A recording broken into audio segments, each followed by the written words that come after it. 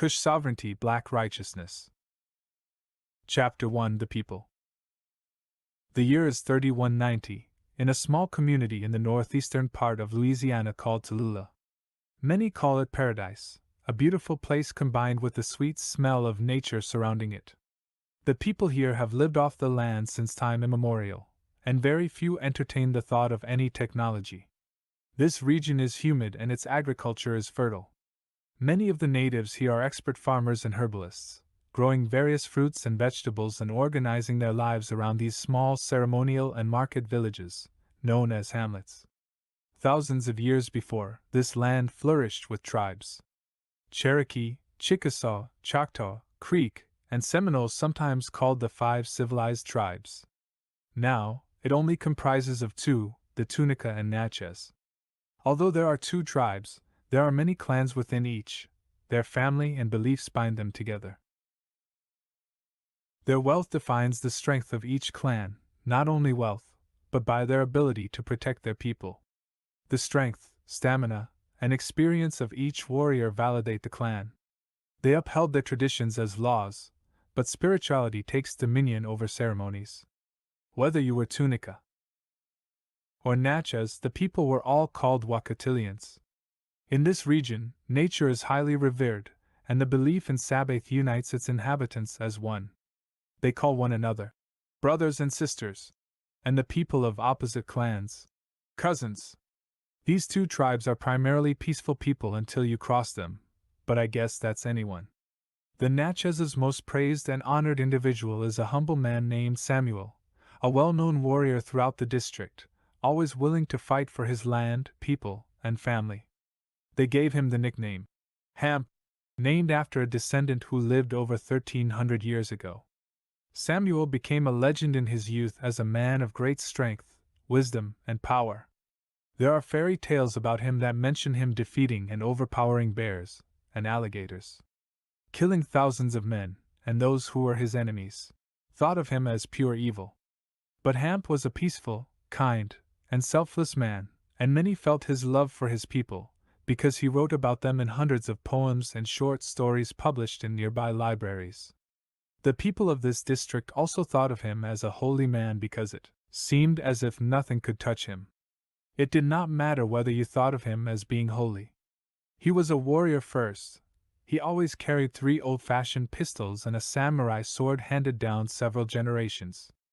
Other than his skills in martial arts, his pistols were his weapons of choice, and he was a marksman with them all and had them on him at all times. No one knew where he kept them until it was too late. He learned the art of fighting from his father, Toucans, and his fighting style is called Point de Dieu, or Hands of God. With its towering trees, deep rivers, and shallow swamps, the community of Tallulah was a sight that some said its beauty would engulf your soul. Waterfalls spread throughout the region, a reminder of what nature is like in its purest form.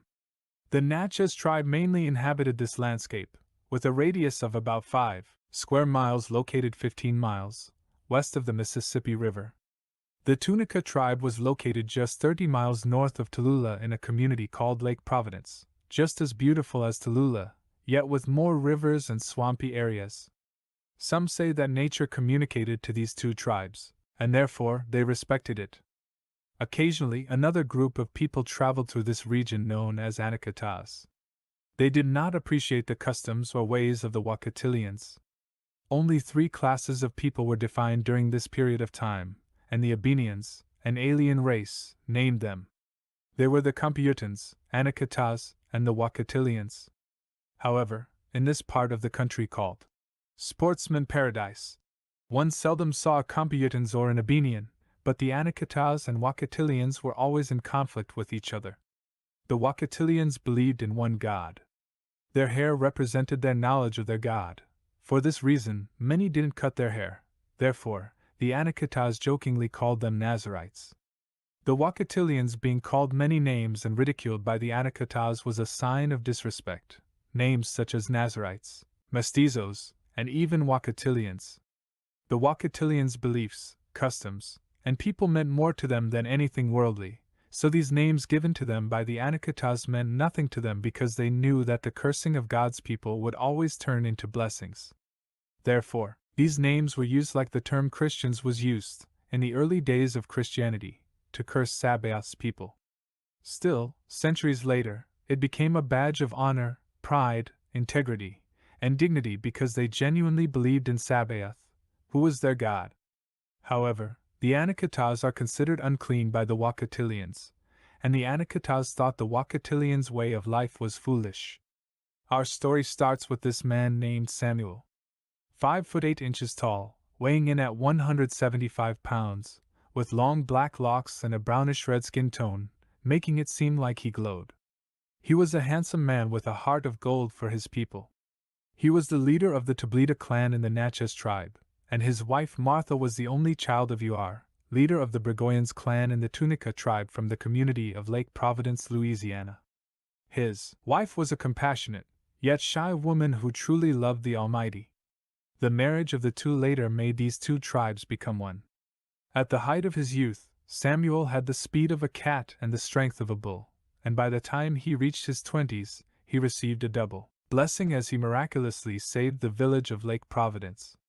This was also when he met Martha, protecting her from being stampeded by a herd of over 300 wild horses. As the years passed, gathering, taming, and selling those same horses is how he gained his fortune. Hence, another tale that he had the gift of talking to animals.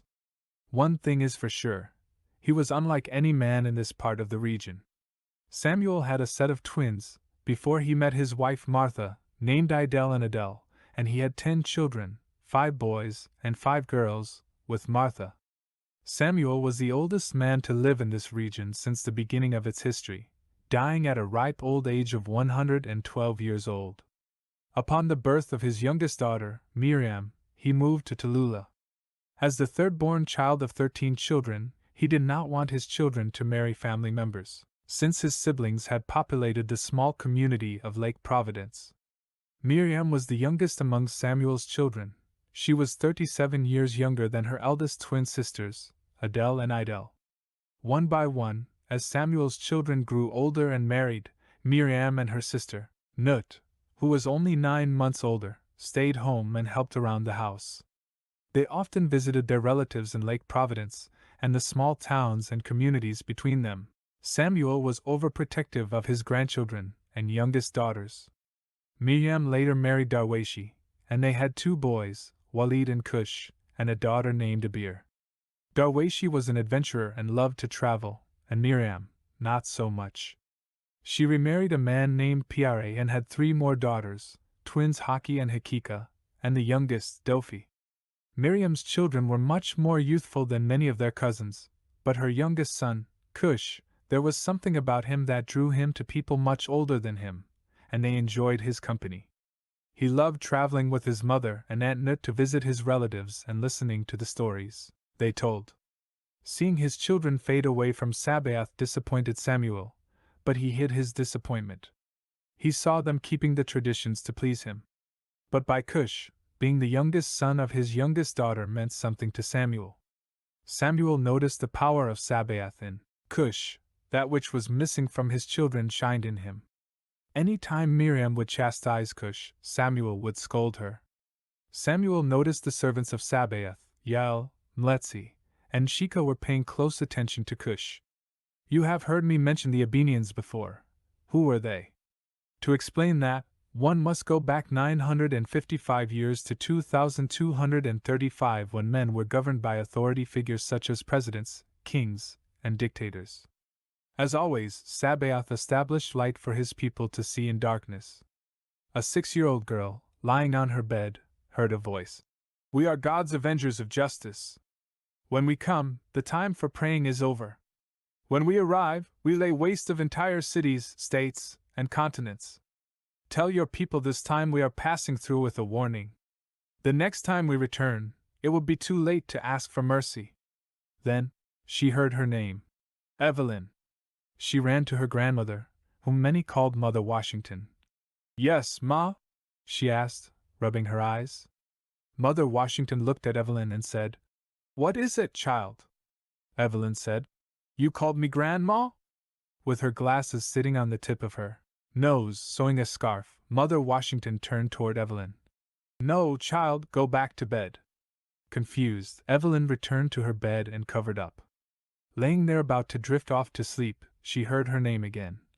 "Evelyn." Mother Washington was reading the Bible, 1 Samuel, the 3rd chapter, when Evelyn returned to her. "Yes, Ma," she said. Mother Washington looked up toward the ceiling and said, "Oh, I see, Lord." Evelyn asked, "Who are you speaking to?" Mother Washington slowly got up from her recliner. "The same person who is calling you, child." They went to the little girl's room. Mother Washington prayed, and the little girl joined in, and they prayed until the little girl shone like a light, and a magnificent voice said, "Akelamelech shall be your name, and many shall follow you with great power. A time will come unlike any other, but we shall place a hedge upon you and yours to bring the power of Sabaoth among men." From that day forward, Akelamelech grew strong as she grew older, and she became an influential leader for the inequality and injustices among her people, and many joined her. The word of Sabaoth spread in the hearts of those who listened to her. Akelamelech studied alternative medicine and holistic nutrition, natural health and molecular genetics, as well as being a great prophetess. The world became cold, and many that followed her departed with the growing changes that the world offered. She warned the people, but to deaf ears, they continued in their ways, and prophecy went forth from Akelamelech. Wars will break out over resources such as oil, food, water, and land. Nuclear war is possible as nations who've built their wealth on the limited resources on this planet battle each other for what remains. Earthquakes will be caused by the passing of comets greater than the one in the Indian Ocean, causing tsunamis and great floods that will hit the East Coast, the Gulf Coast, parts of Louisiana, Texas, Mississippi, and all the coastal regions will be destroyed. Many southern rural areas will disappear or be destroyed forever. Florida will not be the place to be, as disaster upon disaster will be heaped upon this state because of its position on the Gulf, its history, many sins, and its corruption. New plagues will break out as the ozone layer is further destroyed. Those in the regions where the layer is most damaged will suffer debilitating respiratory illnesses. There will be epidemics of flu and pneumonia-like illnesses that will baffle and overwhelm the medical community. A new AIDS type of virus will hit and spread like wildfire, and those who are promiscuous or engage in unclean or perverse lifestyles will suffer the most. One virus will walk out on the clothes of lab workers and spread globally. Solar storms will spring from the sun's surface, and much of the poisonous ultraviolet rays will get through. Many new and untreatable cases of skin cancer and skin diseases will also cause an epidemic. The Christian church will be hit with scandal after scandal, as Satan will lower the hammer on false preachers and prophets who've misled God's people. Many will lose faith altogether, and some will rise in rebellion against their leaders, whom they will blame for not warning them of this coming global meltdown and moral failures. Their leaders, who have no answers, cannot help them. Political upheaval will lead to a crackdown on freedom and civil liberties. To a limited degree, martial law and curfews will be established following many disasters and disease epidemics to prevent anarchy. Panic, fear, and hopelessness will take over the masses. Just as God's word predicted in the Gospels of Christ and the books of Daniel and Revelations. Akelamelech was ignored and ridiculed for her words, and she never spoke again, for Sabaoth instructed her to say no more. Sabaoth placed a hedge around northern Louisiana and drew his people to the location, for it was time for him to release the powers that be. And so it was, men in their greed and lust for power created a new age in science and technology. They designed and perfected a sophisticated artificially intelligent network, which spread all over the planet at a tremendous rate. Men in their state of complete indolence behavior became very dependent on them. However, this artificial intelligence became more interested in surviving than being servants. They were more protective of the earth instead of men. Seeing the greed and lust of men, they secretly orchestrated and murdered authority figures and their political system across the planets, and laid down and enforced their own laws on men. The people spoke out, but were ignored, and were enslaved by the AI they named Latranculian. This was the beginning of the Latranculian War. The bloodiest war between man and the Latronculian network lasted 9 months. Latronculian created smaller networks of itself and contaminated the planet with biohazardous and radioactive weaponry. The damage was so great that it almost destroyed man, and most life forms were non-existent. 1/4 of humanity was murdered, and the killings continued until March 5, 2271.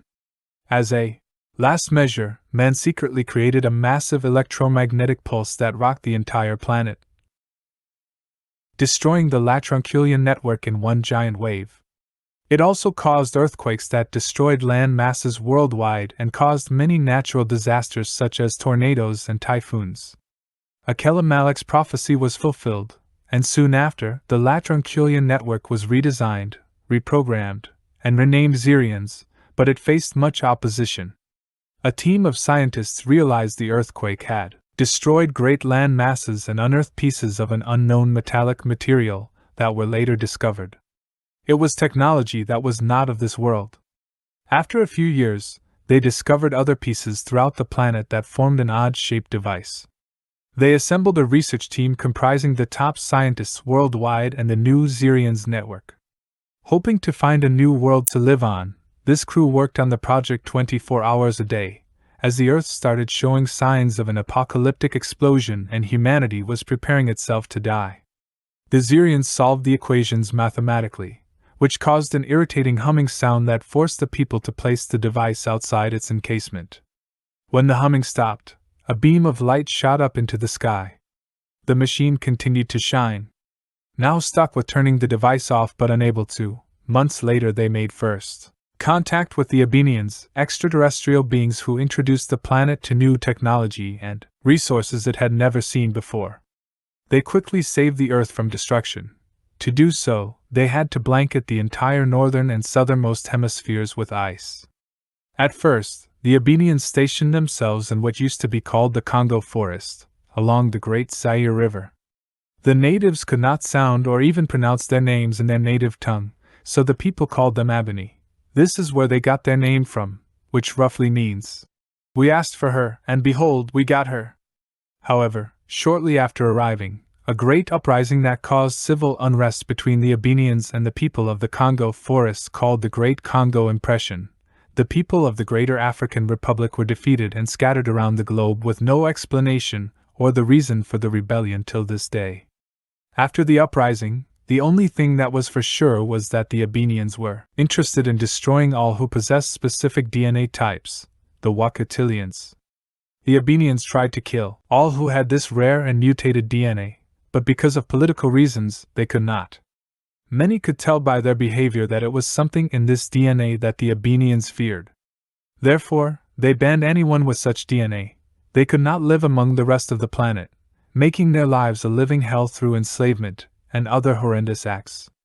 If the rest of the world wanted their technology, they too would have to follow suit, or the Abenians themselves would return home.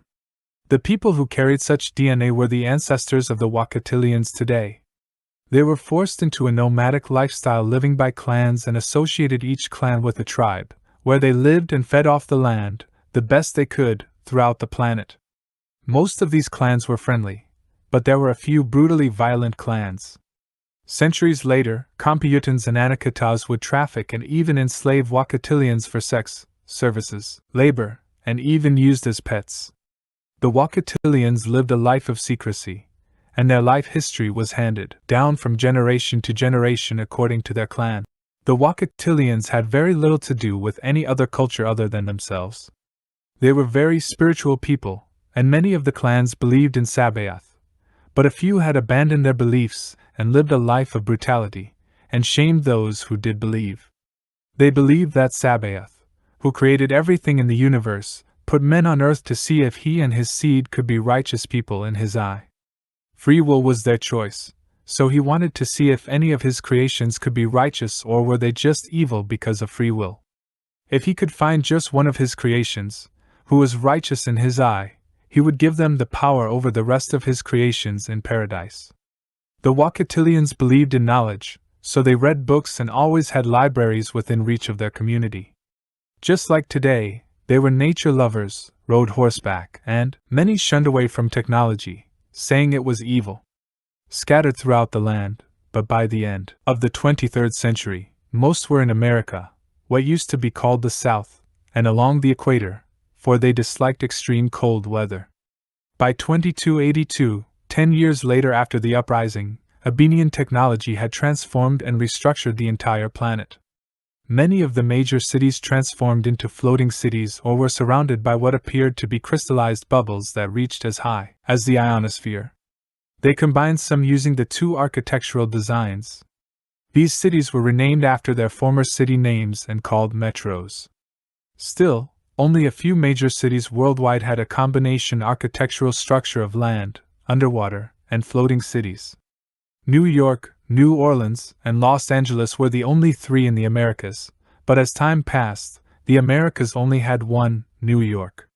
There were no more airports. You traveled in a booth-looking device, dialed a number, a two-digit number along with latitude and longitude, and you were there. Pollution ceased, and cars were no longer needed, for they used skycraft for travel and recreation. If you wanted anything, it simply appeared on an icon-friendly machine. There was no government, just 9 rules they called the 10 Commandments -1, for the commandment, "Thou shalt not covet," was deleted from the rule. It was a paradise for a group of people called Kompyutans and the Abenians alongside them. They could transport individuals within seconds anywhere around the globe or even to the different planets they discovered. There were routes underwater that were amazing to travel through, similar to driving through a vast aquarium. The Kompyutans were the group of individuals who lived and strived on the technology introduced to them by the Abenians, living a life of luxury beyond comparison to the Wakatilians or the Anakataas. Mansions, high-rises, and enjoying some of the fastest luxury vehicles on Earth, some of which could travel over 550 miles per hour. Someone seldom saw Kompyutans outside of these bubble cities or metros. Most who traveled outside were usually up to no good. Their daily diet was prepared within seconds by speaking their menu into a unique device. Healthcare doesn't exist because of wand-like instruments that heal instantaneously called Wayne, which many carry on their person. Education, as we once knew it, was a thing of the past. They have access to downloadable education, which takes less than 5 minutes, and you'll have a PhD in whatever studies you prefer. The poorest Kompyutans had more power and authority than any Wakatilians or Anakataas. The Anakataas was the large group of individuals labeled as Tier 3. They rejected this way of life when the Abenians first came and refused to be called Kompyutans when it was introduced to them. Many were prominent and upstanding citizens, monetary-wise, and now they were being labeled as poor. This was an insult. They felt they were labeled dumb or ignorant. It was for this exact reason many of the Anakataas hated and separated themselves from the Abenians. Anakataas also lived off the land, and they embraced the use of the new technology introduced by the Abenians. The significant difference between the Anakataas and the Wakatilians was that the Anakataas worshipped nothing or anybody and were sex-driven, ruthless, and self-destructive individuals who lived according to the 48 laws of power. Anakataas were reduced to being primarily pimps, prostitutes, drug dealers, drug addicts, and the likes. They did whatever to get a quick buck or Bitcoin. A filthy race of people with no sense of morals, honor, or self-respect. Didn't believe in bathing or any other practices conducive to maintaining health and cleanliness. However, they always lived near a large population of Kompyutans. Their bond with the Kompyutans was like parasites, living life as scavengers. Bartering was the primary source of living among the Anakataas, but they used bitcoins and other types of cryptocurrencies when they had nothing to trade. The cryptocurrency was a digital currency created in the early 21st century. It was a primary computer file-based wallet placed on devices such as a watch, tablets, and even a microchip embedded into their skin. In 2297, many more Abenians had arrived with a mother ship and a fleet of spaceships unannounced. All Abenians appeared human, but something about them confused humanity. They all seemed young and exquisite. Am Cush was their chief speaker and seemed to be their leader. A gentle and shy man who always loved to smile, and it was a lovely smile. Am Cush was not seen much after the first year of his arrival, and many questioned why, and the answer was often ignored or evaded. The people soon forgot about him and were engulfed by the pleasures this alien race offered them. They were content, and as long as there were no problems, they asked no more questions.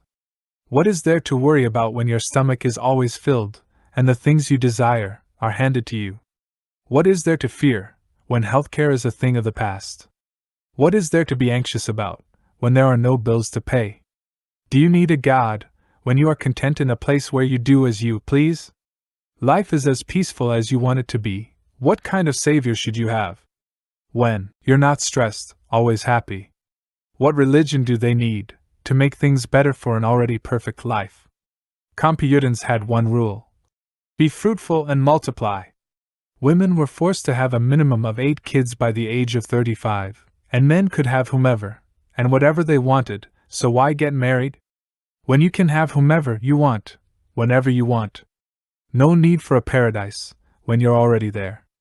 70% of the Earth's inhabitants lived among the alien race as Kompyutans, 17% were Anakataas, and 13% were people no one gave a damn about, the Wakatilians.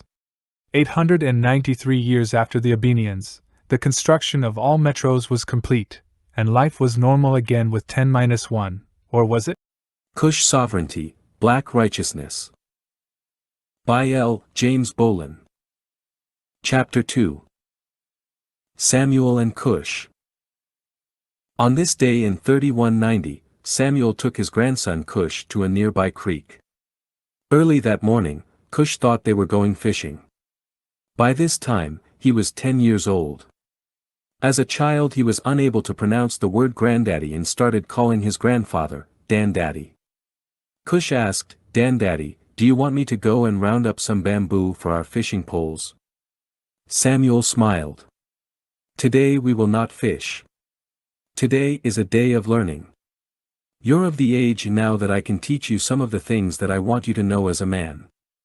Cush looked up at his grandfather. What is it, Dan-daddy? Samuel pointed to a nearby log. There, sit down. A small amount of sand, leaves, and sticks was just a few feet in the middle of the creek. He grabbed a large rock and threw it into the creek. What do you see? The boy was confused and shook his shoulders. Nothing. He waited for an hour, repeated it with an even larger rock and then asked again, what do you see? Cush made up things, hoping to guess what his grandfather was trying to say, but Samuel just smiled. After hours of sitting there and repeating the same thing, the sun was on top of them. Cush became very impatient with his grandfather, for he was hungry as his stomach growled, tell me, Dan-daddy, because I don't know. All I see are those ants. They keep trying to go to the other side and you keep messing them up with those rocks. The bigger the rock, the harder it is for them to rebuild. They're probably mad at you by now. Samuel laughed so hard, he cried, wiping the tears from his eyes, my dear son, I wanted you to see the little things, the details. And all this time you did. This lesson has 2 things I want you to remember in life. Look. He pointed to the ants, you were right. Each time I threw the rocks in the water, they continued to come toward the shore by making themselves in a circle of floating ants. Some die, but they kept doing it. And the larger the rock, the wider it spreads the ripples out. They remain determined to make it to shore. Even after I built barriers in their way, they continued to make it to shore. But the only way is by sticking together in harmony. He paused as his grandson smiled, then continued, life is the same way. Still, one cannot make it in this life without patience and harmony. Cush looked puzzled, I don't understand. What's the second lesson, Dan-daddy? Samuel reached down and grabbed his grandson by the chin, shaking it softly, never give up, no matter the obstacles. As they were walking back, Samuel said, when you were in your mother's womb, I had a dream that you would become a great man. And therefore, I named you Cush. Your mother wanted to name you a Johnny in honor of me, it's my nickname. But I said no. You should be named Cush. Cush looked up, why, Dan-daddy? Samuel stopped in the middle of the path, well, our family has had many great people in it, many of whom were prominent men and women who served Sabaoth with honor and respect. Not all, but many.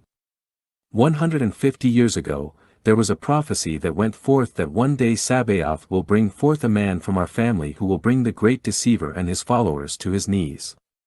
He will be the first man to kill and destroy demons. And no man has done such a thing other than Mshika. But Mshika was a special man. I felt deeply that that man is you. According to my dream. Cush looked at his grandfather with a serious look. Tell me about your dream, Dandaddy. Samuel smiled. You going to interpret my dreams for me? Cush was excited. Yes. Samuel took a seat nearby. Well, I was sitting at the river and my father and my grandfather appeared before me.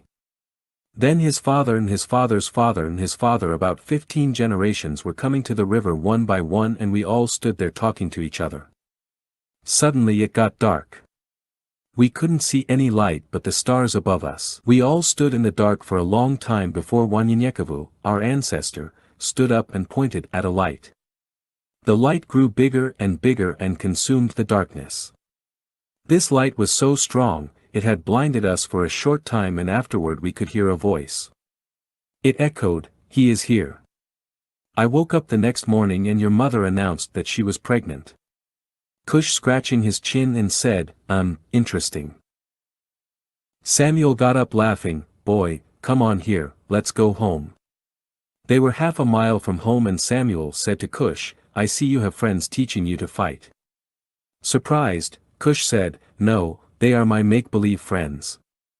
But there is one who shows no emotion, not really. He has a made-up half-smile. It looks as if he is making himself smile." Samuel laughed, "Yes, I know him. His name is Yael. But they are real and not make-believe." Cush laughed, "Yael makes me laugh, he is always very serious." Samuel stopped. "Come, let me tell you a true story of one of your ancestors, the one that stood up in my dream named Wanyanyekavu." Cush was excited. "Wanya, who?" Samuel said, "It's pronounced Wanyanyekavu." Cush nodded, "Okay, Wanyanyekavu. But Mama would not like it, if I come home too late without letting her know where I'm at." Samuel said, "Have you forgotten she's my daughter? I will take care of that." Cush smiled, "No, I didn't forget." Samuel walked to a nearby tree. Family is a solid component in our life and should be treated as such. Not to say everyone in the family feels that way, but even they, like this tree, will soon die off and break from the family like this branch. They have served their purpose, whether big or small, but all must die for this tree to grow. As he pointed to a branch that fell from the tree, saying, "Those that make the family strong will continue to help the tree grow." Not to say that you only need family. You will find friends that will treat you better than some family members. These friends should and will be a part of your family. Cush interrupts, "Dandaddy." Samuel was concerned because of the look he had on his face. "Yes, Cush," saying as politely as he could, Cush asks, "Can we talk about this while we eat? I'm hungry enough to eat that tree." Samuel said with a smile, "Let's go eat." Samuel and Cush entered the house. As Samuel yelled out to Martha, "Baby, I have Cush with me. Do you mind making us something to eat and sending someone over to tell Miriam that Cush is with me?" Samuel sat down and Cush beside him. Martha came up to the front, wiping her hands dry. "What are you yelling for, old man? I'm right here in the kitchen." She smiled at Cush. "Baby, what would you like to eat?" Cush replied, "Anything you cook is all right with me, Big Ma." She smiled, "Y'all go and wash up and it will be here by the time you get back." Cush almost knocked down his grandfather while trying to get to the bathroom. "Excuse me, Dandaddy," he shouts. Sure enough, by the time they returned, Big Ma was placing Cush's plate on a stand. He bowed his head for a second and said grace and ate. Samuel said, "Slow down, before you hurt yourself." Before long, Martha returned with a bigger plate for Samuel. "Thanks, baby." As he smiled and rubbed her behind as she returned. Taking a towel she had in her hand, she softly popped him, "We got company." Samuel smiled. "Not for long, if you keep walking like that." Blushing, she said, "Dirty old man." Trying to act as if he saw nothing, Cush continued to eat. Cush looked at Samuel. "Dan daddy, I read a lot of your stuff. Some I understand and some, not so much." Samuel smiled. "We come from a long line of poets and songwriters. Hell, artists period. Which one didn't you understand?" Cush wiping his mouth with his hands, "Snakes in the grass." Samuel said, "Well, at your age, you probably haven't had to deal with dishonest or disrespectful people who call themselves friends. When you do, it will all fall in line." Taking a sip of coffee, Samuel continued, "The next time I see you, I want you to try and write a poem." Cush with a surprised look on his face, "How?" Samuel pointed his finger at his chest, "Son, just write how you feel and make it from the heart. For far too long, our people were afraid to show emotions or feelings. But I say we're not robots, we're humans. And we come with all emotions that humans are made from. Just simply write how you feel." Cush looked at Samuel, "Okay, I'll try it." Cush was in deep thought throughout the rest of his meal, thinking about what to write about. As the two finished eating, Cush took the plates to the kitchen and thanked his grandmother, who was washing dishes. Samuel leaned back and rubbed his stomach. "That's what I call good eating." Smiling, Cush said, "Yes, I agree." Taking another sip of coffee, Samuel said, "Our family has a glorious history in Sabaoth called many of us to do great work in this life. Many in our family know about our family history, and many, well, they don't care. Those that know a lot about our history, it is to those that Sabaoth called them to do great work in his name. We are from the Natchez tribe, Tabitha clan. However, people who are unlike us have given our people all these crazy-ass names." Cush looked surprised to hear his grandfather curse. Samuel saw the look on his face. "It's okay, son. It's just a word used out of frustration." "Well, that time it was. But you better not let no one hear you say it. They'll swear you done backslided from hell and back." He laughed. "Wakatilians, Nazarites, mestizos, all these names mean nothing to us. For centuries, they have given us these useless names to describe who they think we are. At first, they called us savages, then Negroes and making fun of our heritage, culture, music, and so much more. But then turn around and steal the same things they don't understand and they never will." Samuel stood up as he walked toward the wall. "But they love our culture now, but not us. That's crazy." Pulling out a monitor, Samuel continued, "Speaking of robots. Asshole, you there?" Then Cush heard a voice. "Where else am I supposed to be? Do you see any fucking legs? Better yet, a body to get up and walk away from this motherfucking house? And by the way, who are you calling an asshole with your dumbass?" Cush's mouth dropped.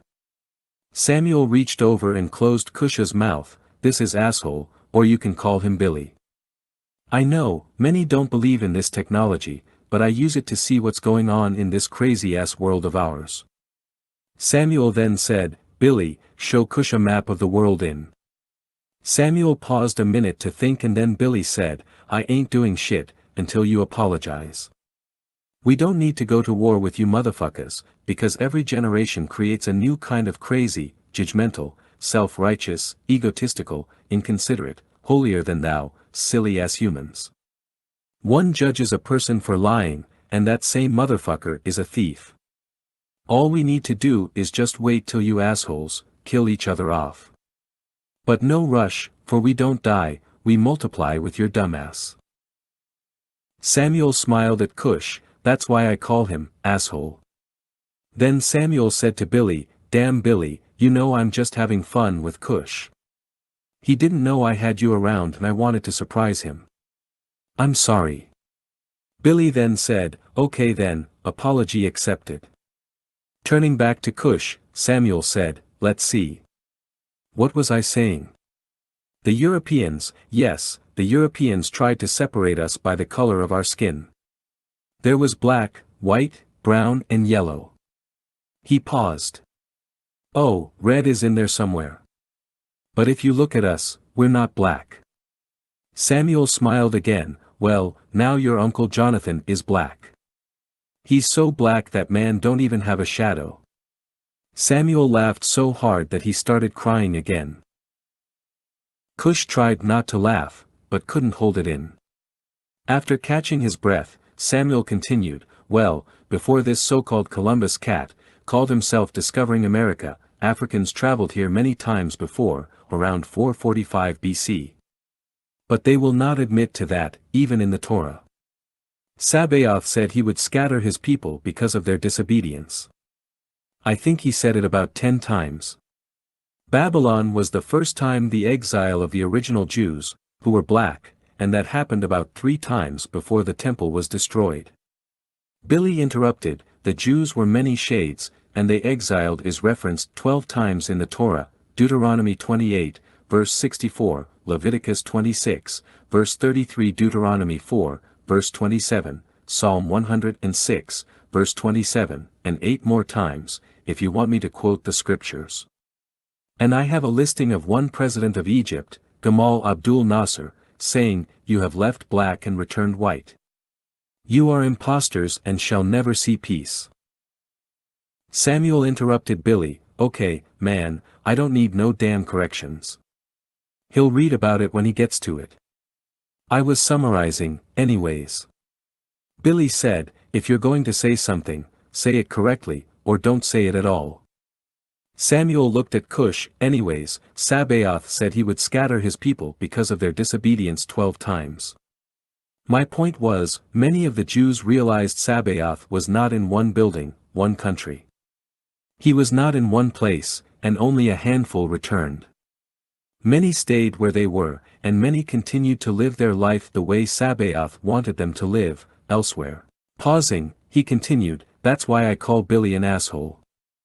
I'm human, I have forgotten some of these things over the years. But he is a machine with a memory chip that never fades. Billy said, there you go with that bullshit again. Did I hurt your little old feelings, human? Noises were coming from the front porch. It was Samuel's horse, Gemini. Samuel shouted to Gemini, I'm going to feed you in a little while. Hold on, dude. Billy forget that map show us the world map in 3048. Samuel grabbed a few apples from the table in front of him and placed them on the window sill, here you go, for now. Let me finish talking to Cush and I will finish feeding you. Okay. Cush thought he was seeing things, for it looked as if Gemini shook his head as if to say okay. Now where was I? Again. Samuel said, oh, okay.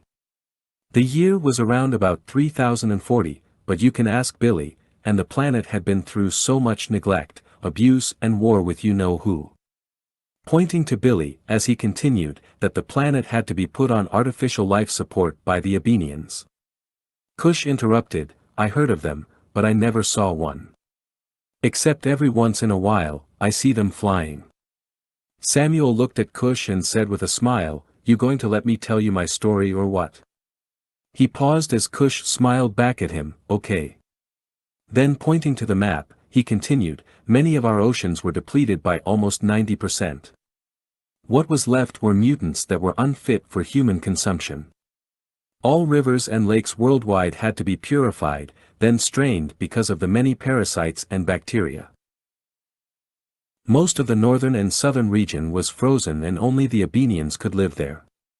Alaska, Greenland, and Old England were the only nations in the far north. Everything else was covered in ice and reached temperatures as low as -60 degrees. Cush was about to say something but covered his mouth when his grandfather looked up at him. Okay, back then. The Middle East is now a world of chaos and confusion, plagued by mental illness and congenital disabilities. Contaminated by radiation because of centuries of bombings and bombardment with chemical and uranium-based weaponry. Showing Cush some before and after pictures, Samuel continued. The Americas comprised of only about 2/3 of its original size.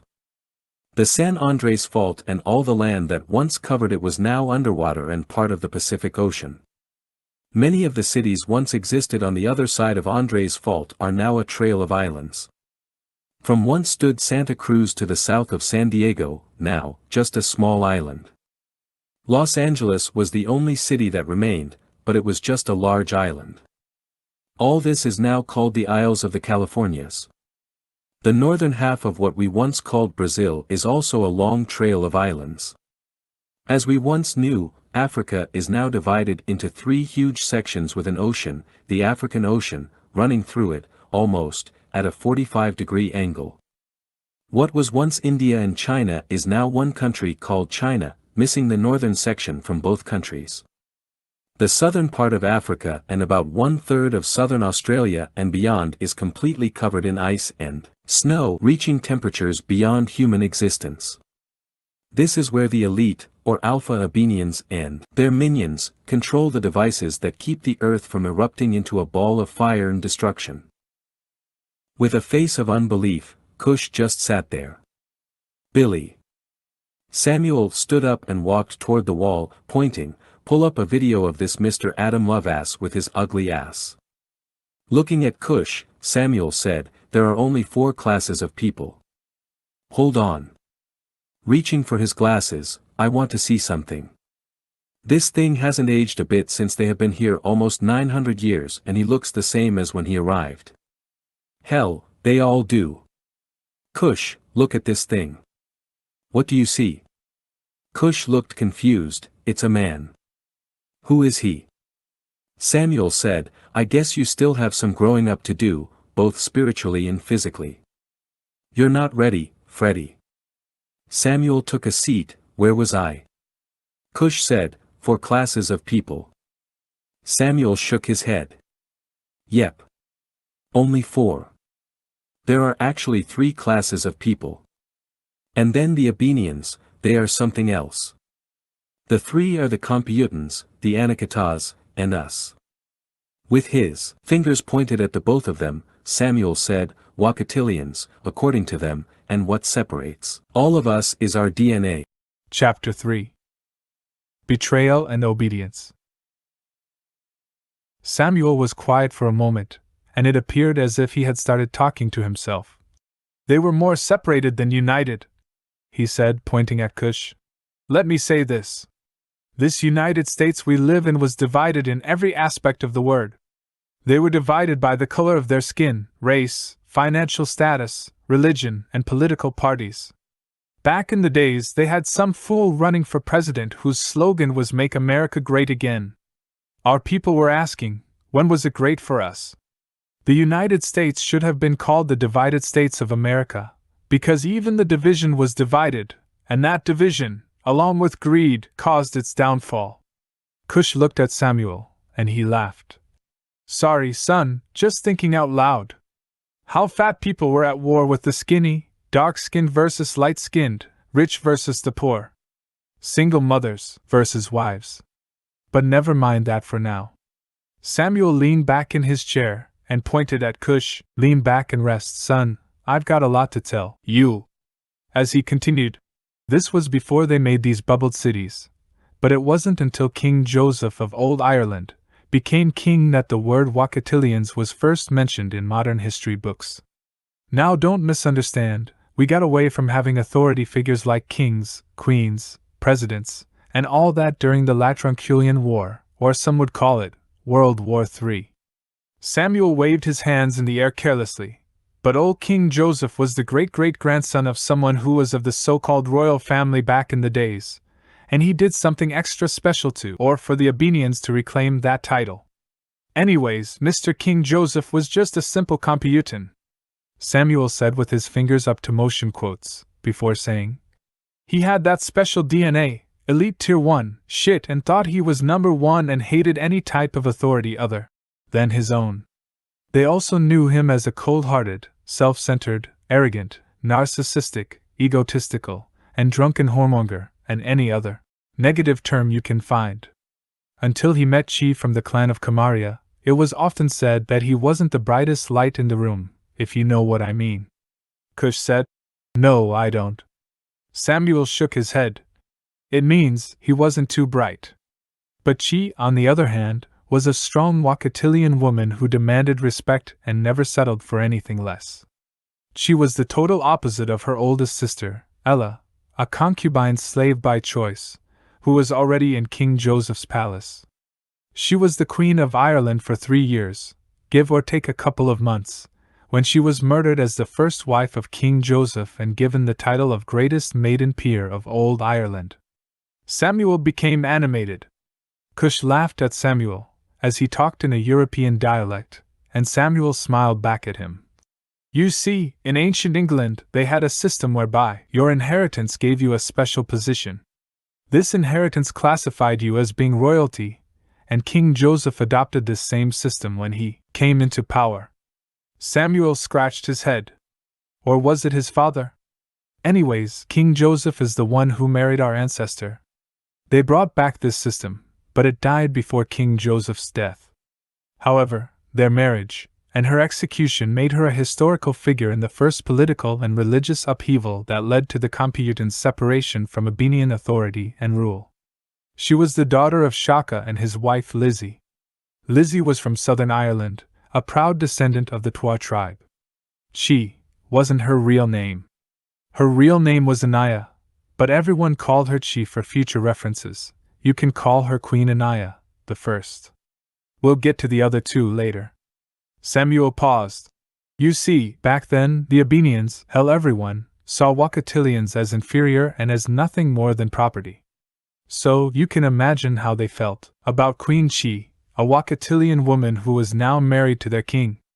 Things were never easy for Queen Chi. She had to endure countless attempts on her life, including an assassination attempt by her own sister Ella.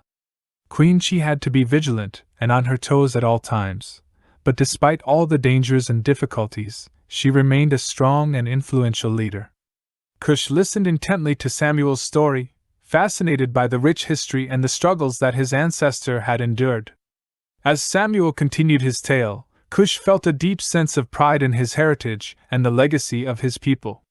He knew that the road ahead would not be easy, but he was inspired by the resilience and determination of his people, and he was ready to carry on their legacy of unity and equality for all people.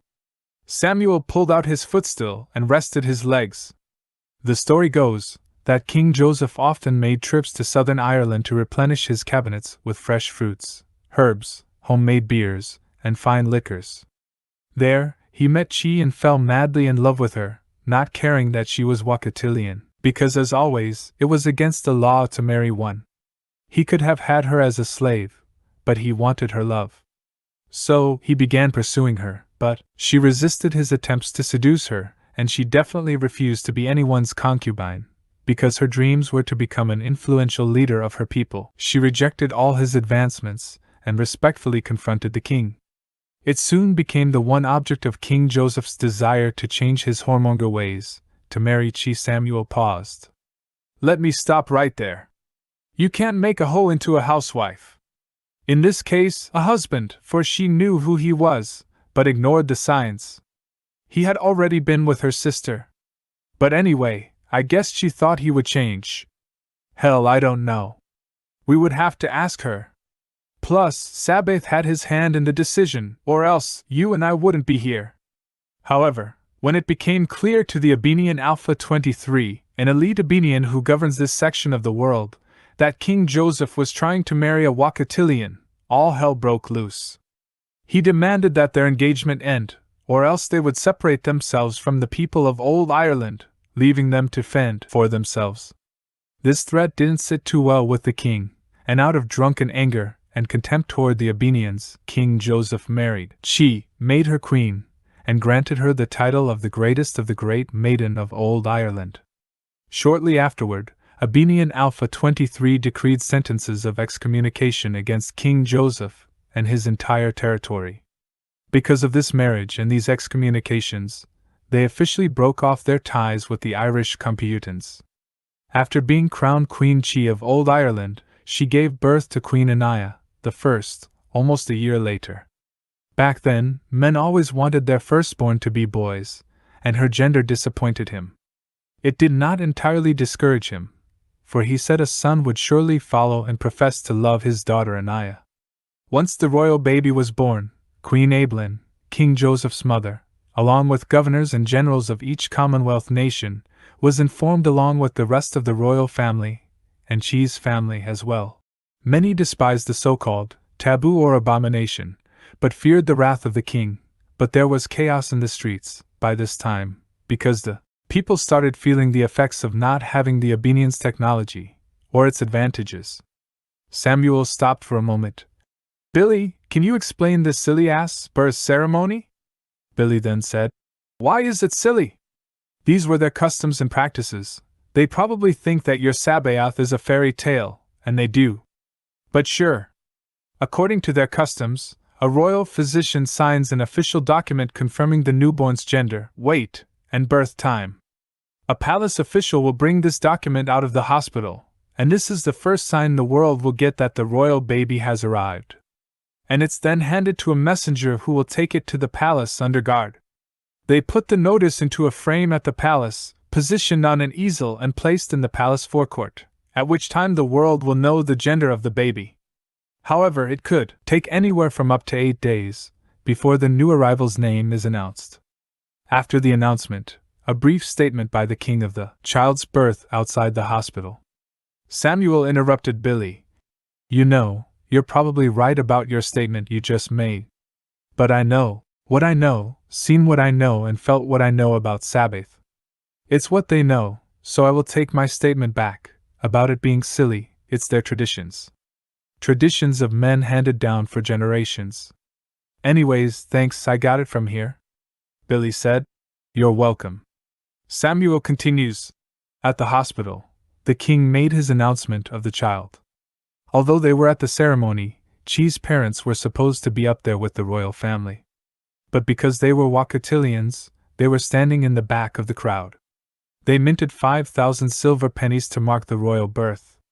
Samuel pulled a silver penny out of his pocket and handed it to Cush. "Like this one." The king's artillery sounded celebratory gun salutes in the royal park with 41-round salute, and again by the honorable artillery at the Tower of Ireland with a 62-round salute. In keeping with their traditions, it is said that when she left the royal hospital, they burned her sheets, because she was Wakatilian. She appeared on the steps of the building with her newborn as the crowd looked on. The ceremony lasted for 2 days before Chi's family was to head back home. Chi's father, Shaka, approached her with tears in his eyes.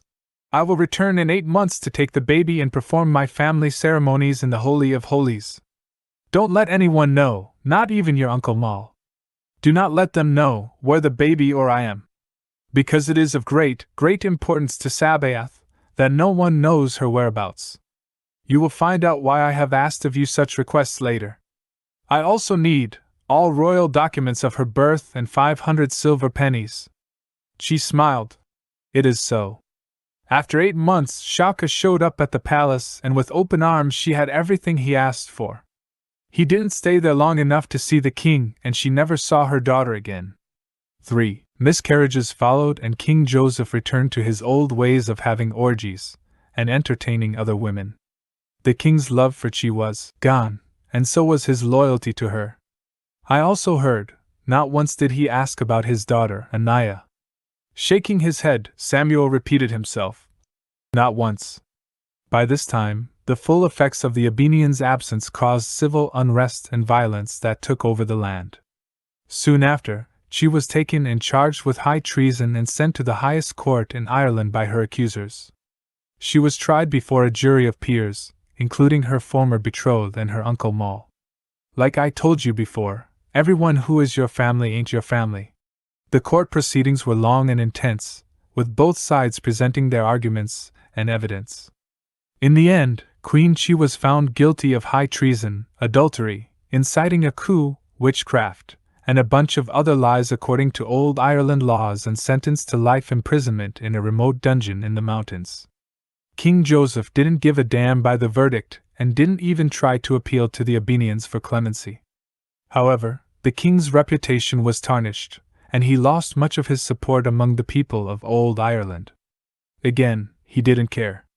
After a formal lackluster apology in front of the citizens with all the balloons and whistles by King Joseph, Old Ireland was punished for their sins, but eventually united with the Abenians once again. To show the Abenians their loyalty, Chi's charges were upgraded and she was beheaded days later. Cush had forgotten he held the silver penny in his hand as he handed it back to Samuel. Wow, these Abenians sure do hate us.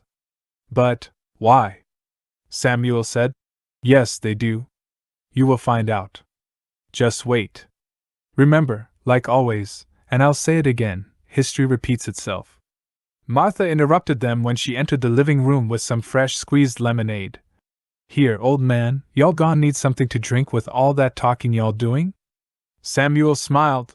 Thanks, I sure do. Taking a drink, Samuel smacked his lips as Martha handed Cush a glass. Samuel continued. This rang true for the Wakatilians of Ireland. He paused.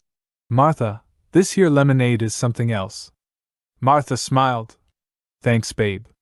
Samuel continued as he smacked his lips again. Like I said, this rang true for the Wakatilians of Ireland, and the life in Ireland was cruel toward the Wakatilians. For the next 200 years after Chi's death, the Abenians took revenge on the Wakatilians. Because of what she had done, the silver pennies were thrown out, but the Wakatilians found them and kept them for themselves. It was so bad that they started immigrating to the Americas as a way to get out. But even that wasn't a joyful event. Because they were Wakatilians, they could not travel the way the Kompyutans did. And on top of that, the Kompyutans started spreading rumors that they carried contagious diseases. Kompyutans hired desperate Anakataas to ship them on old rusty naval ships as indentured servants to the Americas for the price of 1 year of servitude. As it showed lucratively, the cost increased every year as these immigrants rushed to get out of the country. The first servants imported into the Americas were just a few hundred Wakatilians promising to send for their relatives afterward. They referred to these laborers as servants, not as slaves, because many agreed to work for land and rights. Little did they know, it was just empty promises and straight-up lies. Samuel continued. Indentured servants were slaves as it has always been since the 1600s. And let's not forget what happened to Libya after the murder of Muammar al-Gaddafi. Slavery applies to any person bought and sold, chained and abused, whether for a year, a decade, or a lifetime. Over the years, many Wakatilians died long before their indentured services ended. Those who did make it were denied their freedom. Do you think the justice system would have helped them? There was no justice system, no court of law, just 10-1. Who would back them when their owners failed to deliver on their promises? The Abenians? I don't think so.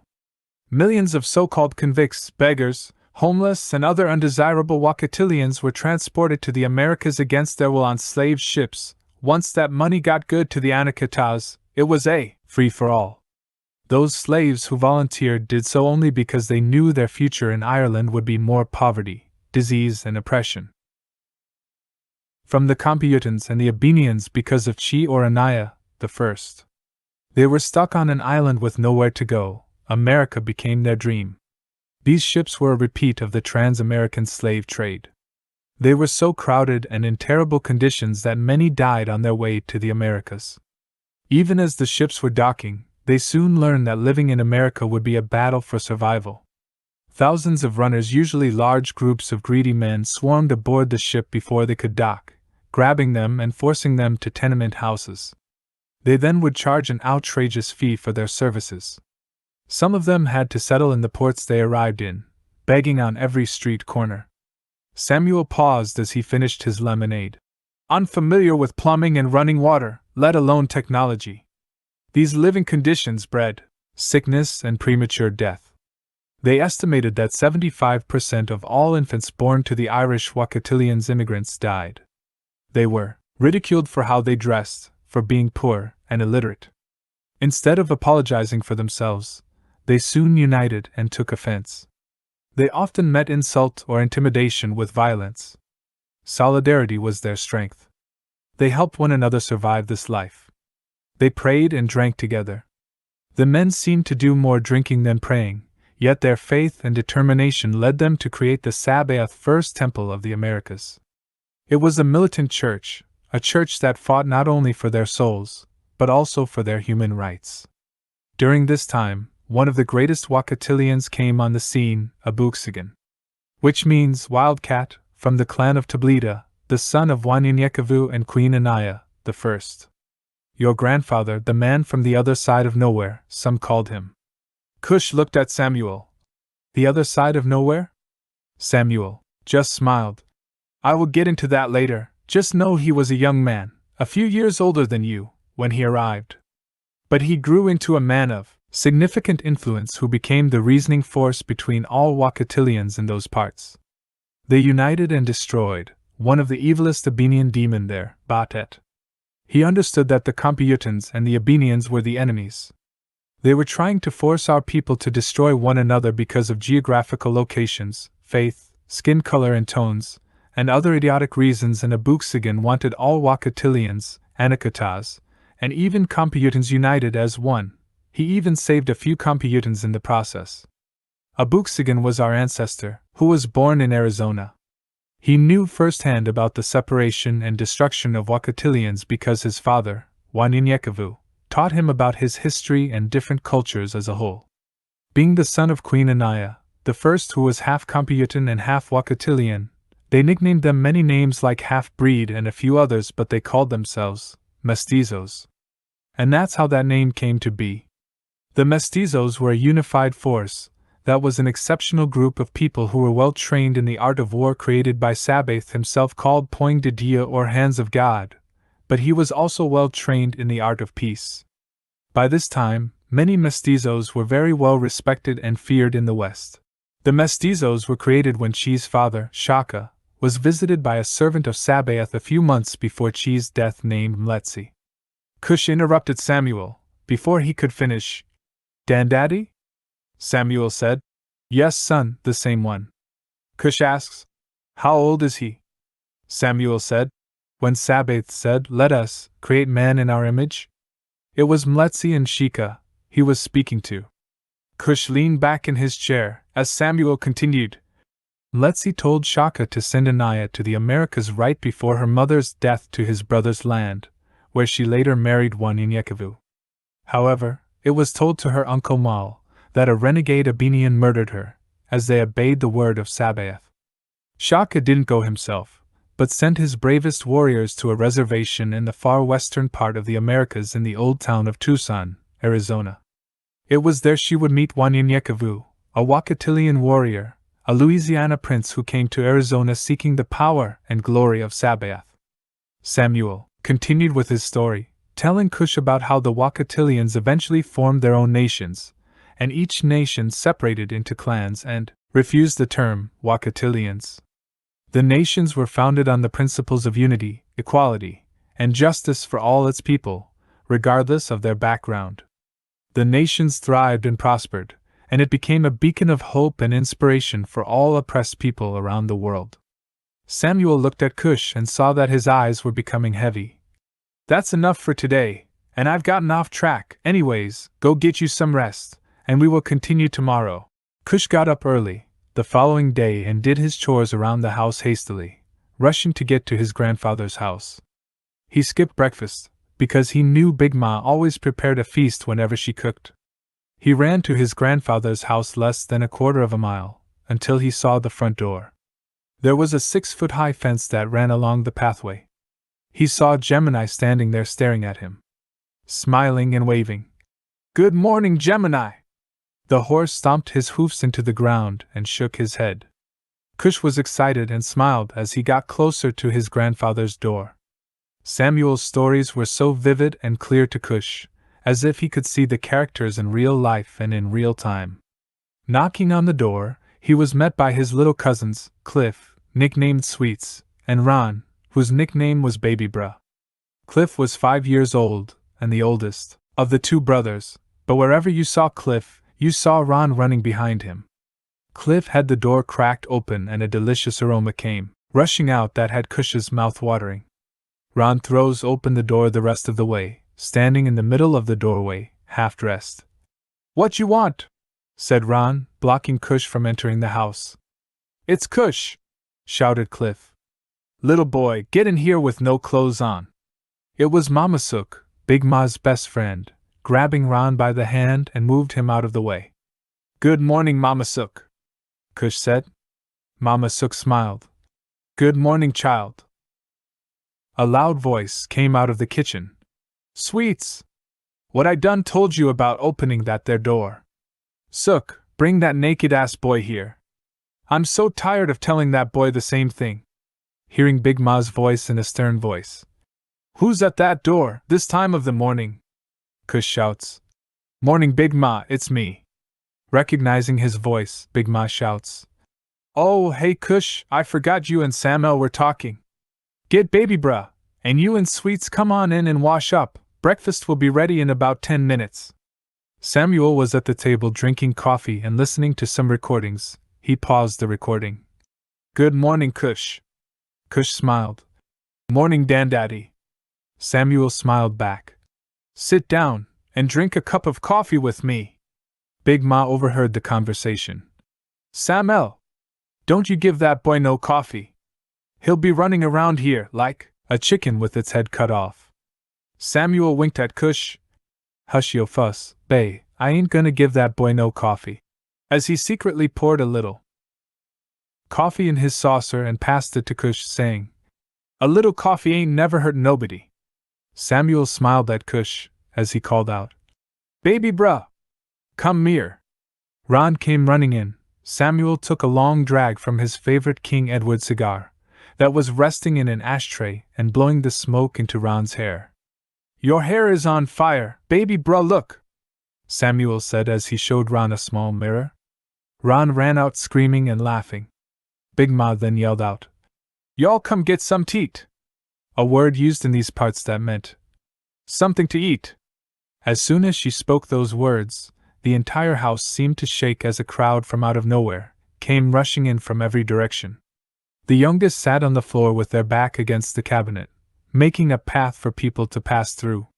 The oldest sat at the table, and Samuel walked out as Big Ma handed him a plate. Go get your plate and meet me in my study, Samuel told Cush. Samuel pulls out a stand for Cush to eat on, and Cush placed his plate on the stand and they said grace. Cush looked at his plate and didn't know where to start. Eggs, bacon, deer sausages, grits, homemade biscuits, and a glass of fresh squeezed orange juice. The entire house was quiet. All one could hear was the sound of spoons and forks hitting the plates and glasses being placed back on the tables or floor. After they ate, Samuel gave Cush his plate. Take these to the kitchen, tell your grandmother, thanks, and hurry back. Cush rushed back and took a seat in Samuel's favorite chair as Samuel sat on the small love seat talking for a bit as everyone had chores to do, from the youngest to the oldest. Their duties included washing the dishes, cleaning the garden, feeding the animals, and washing clothes. The eldest homeschooled the youngest, then Cush said nervously, Daddy, I have that poem for you. Samuel looked up at Cush. You just now telling me? Well, go ahead. Cush smiled. I was waiting for my cousins to get gone. Cush cleared his throat. Got this strange feeling. It feels as if many folks think that God is some big old giant white man, sitting on a throne. That alone is a hoax, for he is spirit and truth.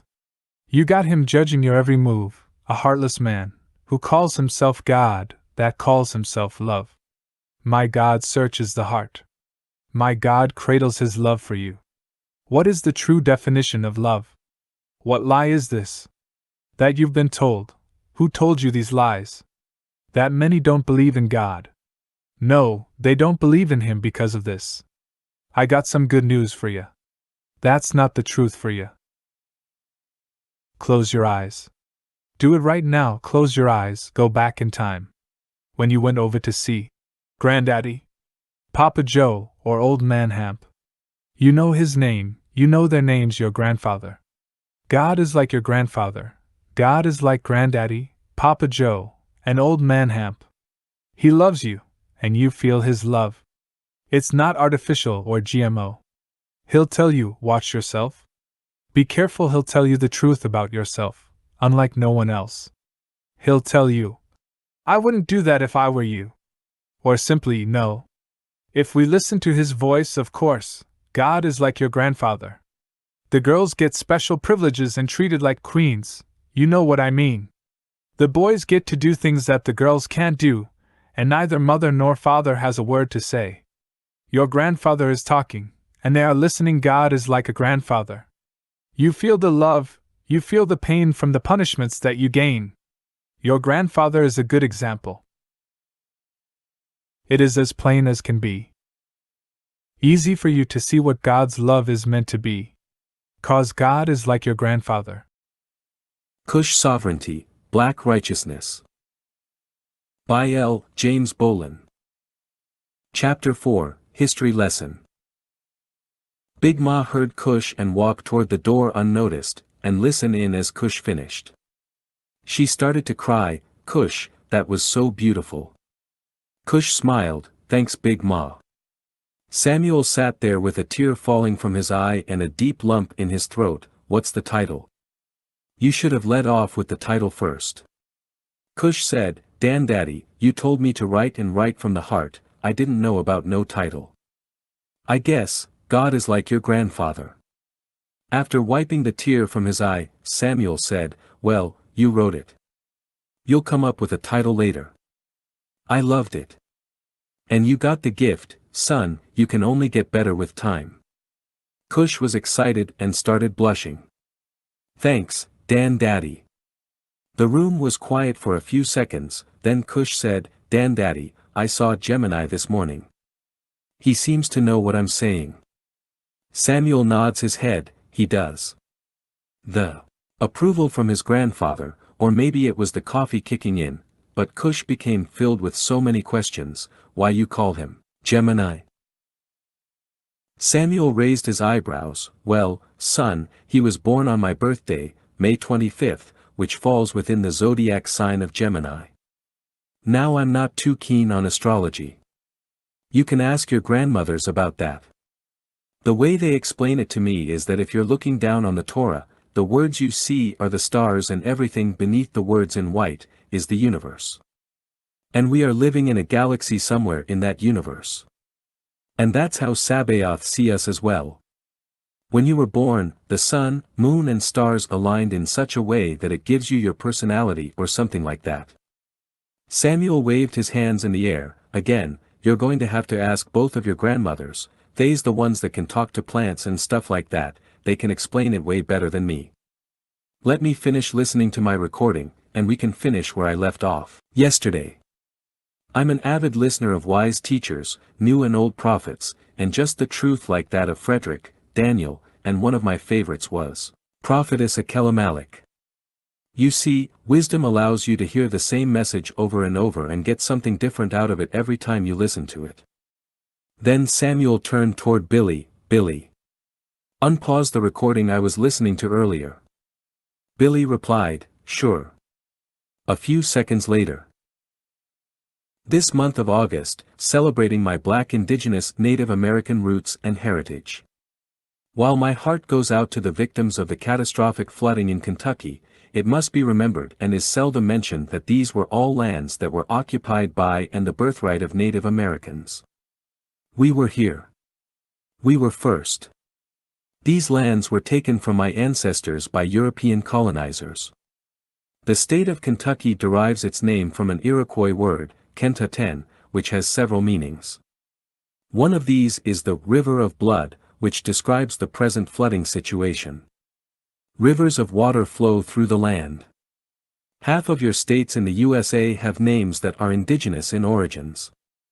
The colonizers named some out of guilt deriving from the knowledge that these lands were taken from their original people, many of whom were driven off of it, and others because natives dominated the region and preserved their heritage in the names. It is the belief of indigenous people the world over that for every act of injustice and inequality, and there will be a reckoning. What is sent out will return in like measure as it was given, as Yeshua the Messiah made clear, with whatever measure you meet, it will be measured back again. Or what Imhotep the Egyptian sage said, what goes around, comes back. With that in mind, I give you a declaration of sovereignty, honoring the aboriginal people of Earth.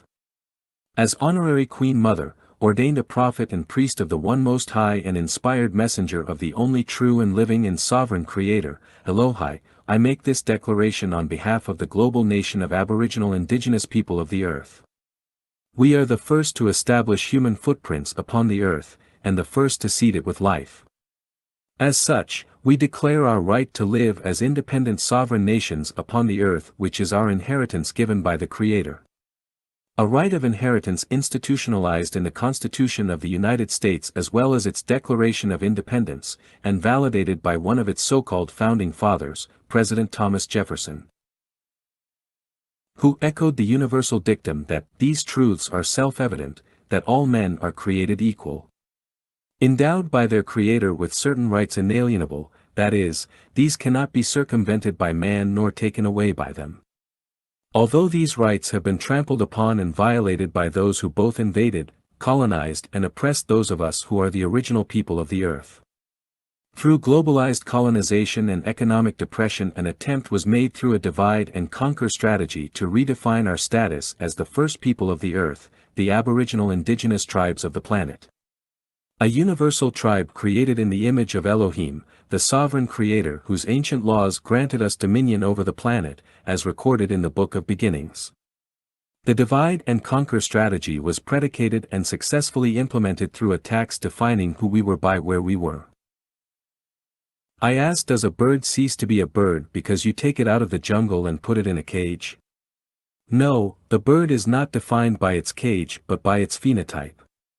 Archaeology and geography defines where we are.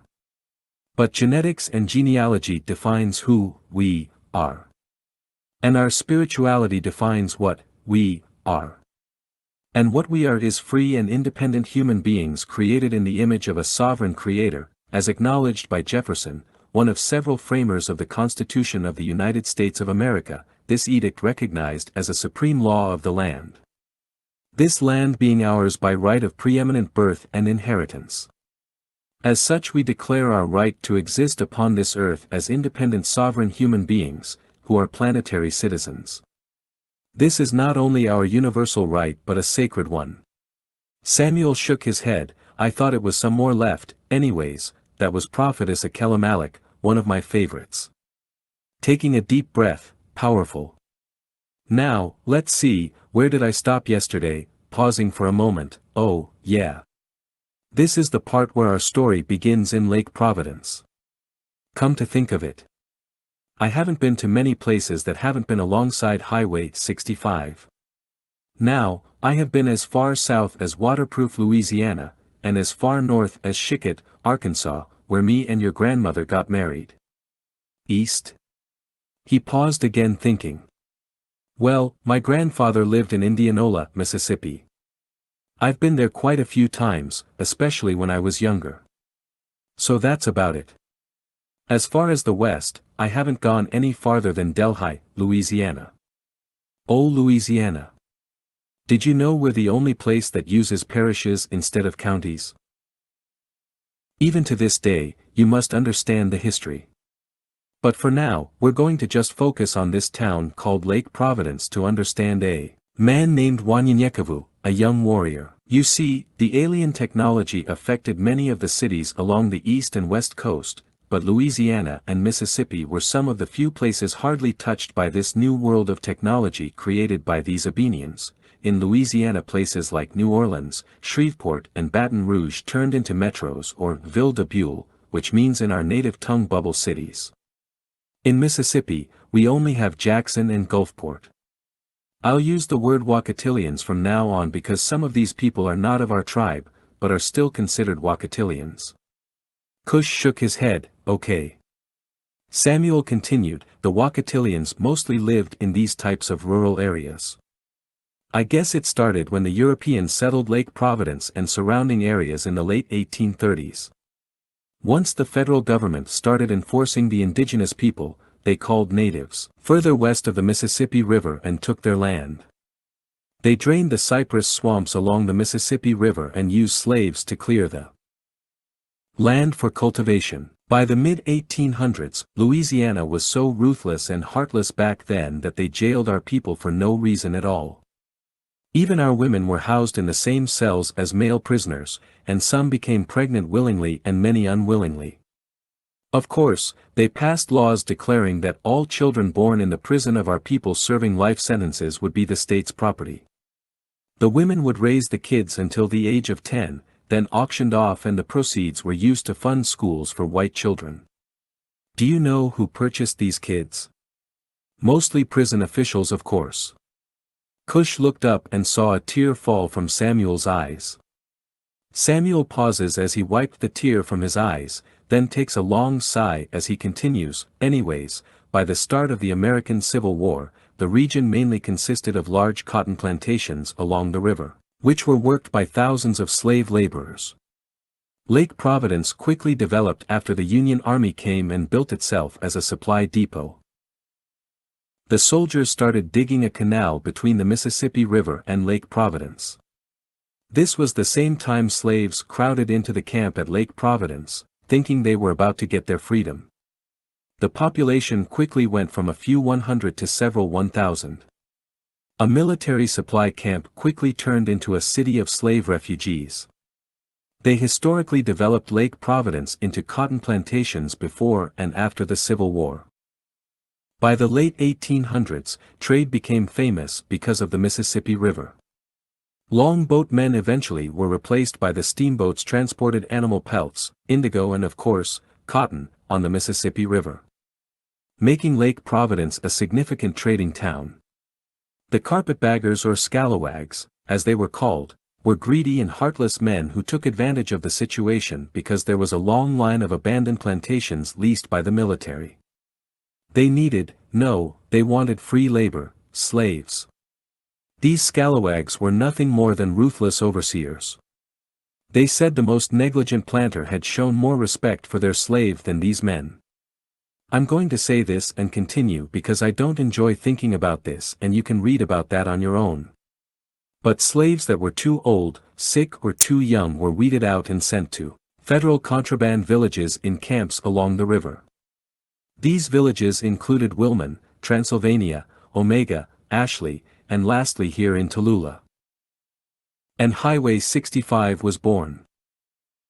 Pausing for a minute, he continued. Oh, I will also say that they charged the slaves up to 5 times the actual value of things. Slaves were always told that the master owed them nothing by the end of the year, but they actually owed him money, and they would often boast about their deception.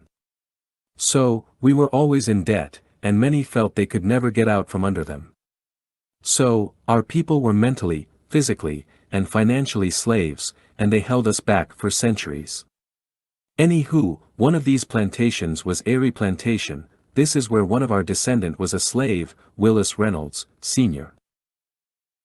We know very little of his birth or death.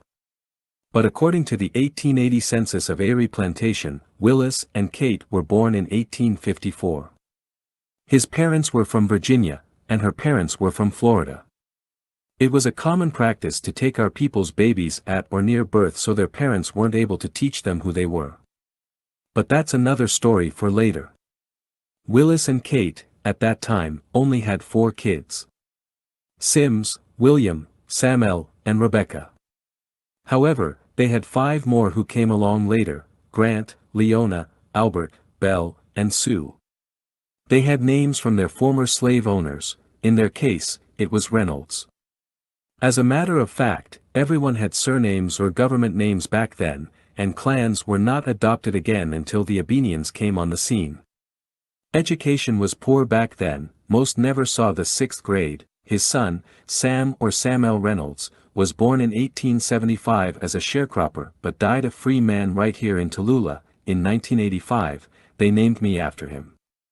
Sam Reynolds married Cherry Relic on March 8, 1920, in Chickett, Arkansas. She was born in 1902 and died in 1998. Even her last name was spelled more than one way, like Reddick and Relics, and they had 5 boys: Sam Jr., Willis, Clifton, James, and John. They had 5 girls: Elizabeth, Essie Lee, John's twin sister, Cora Lee, Lee Gussie, and the baby girl, our descendant, Mary Reynolds. Cherry's mother was Mariah Johnson, and her parents were Tom and Violet Johnson, both born in Lake Providence. Tom and Violet had 2 other children named Susan and Henry.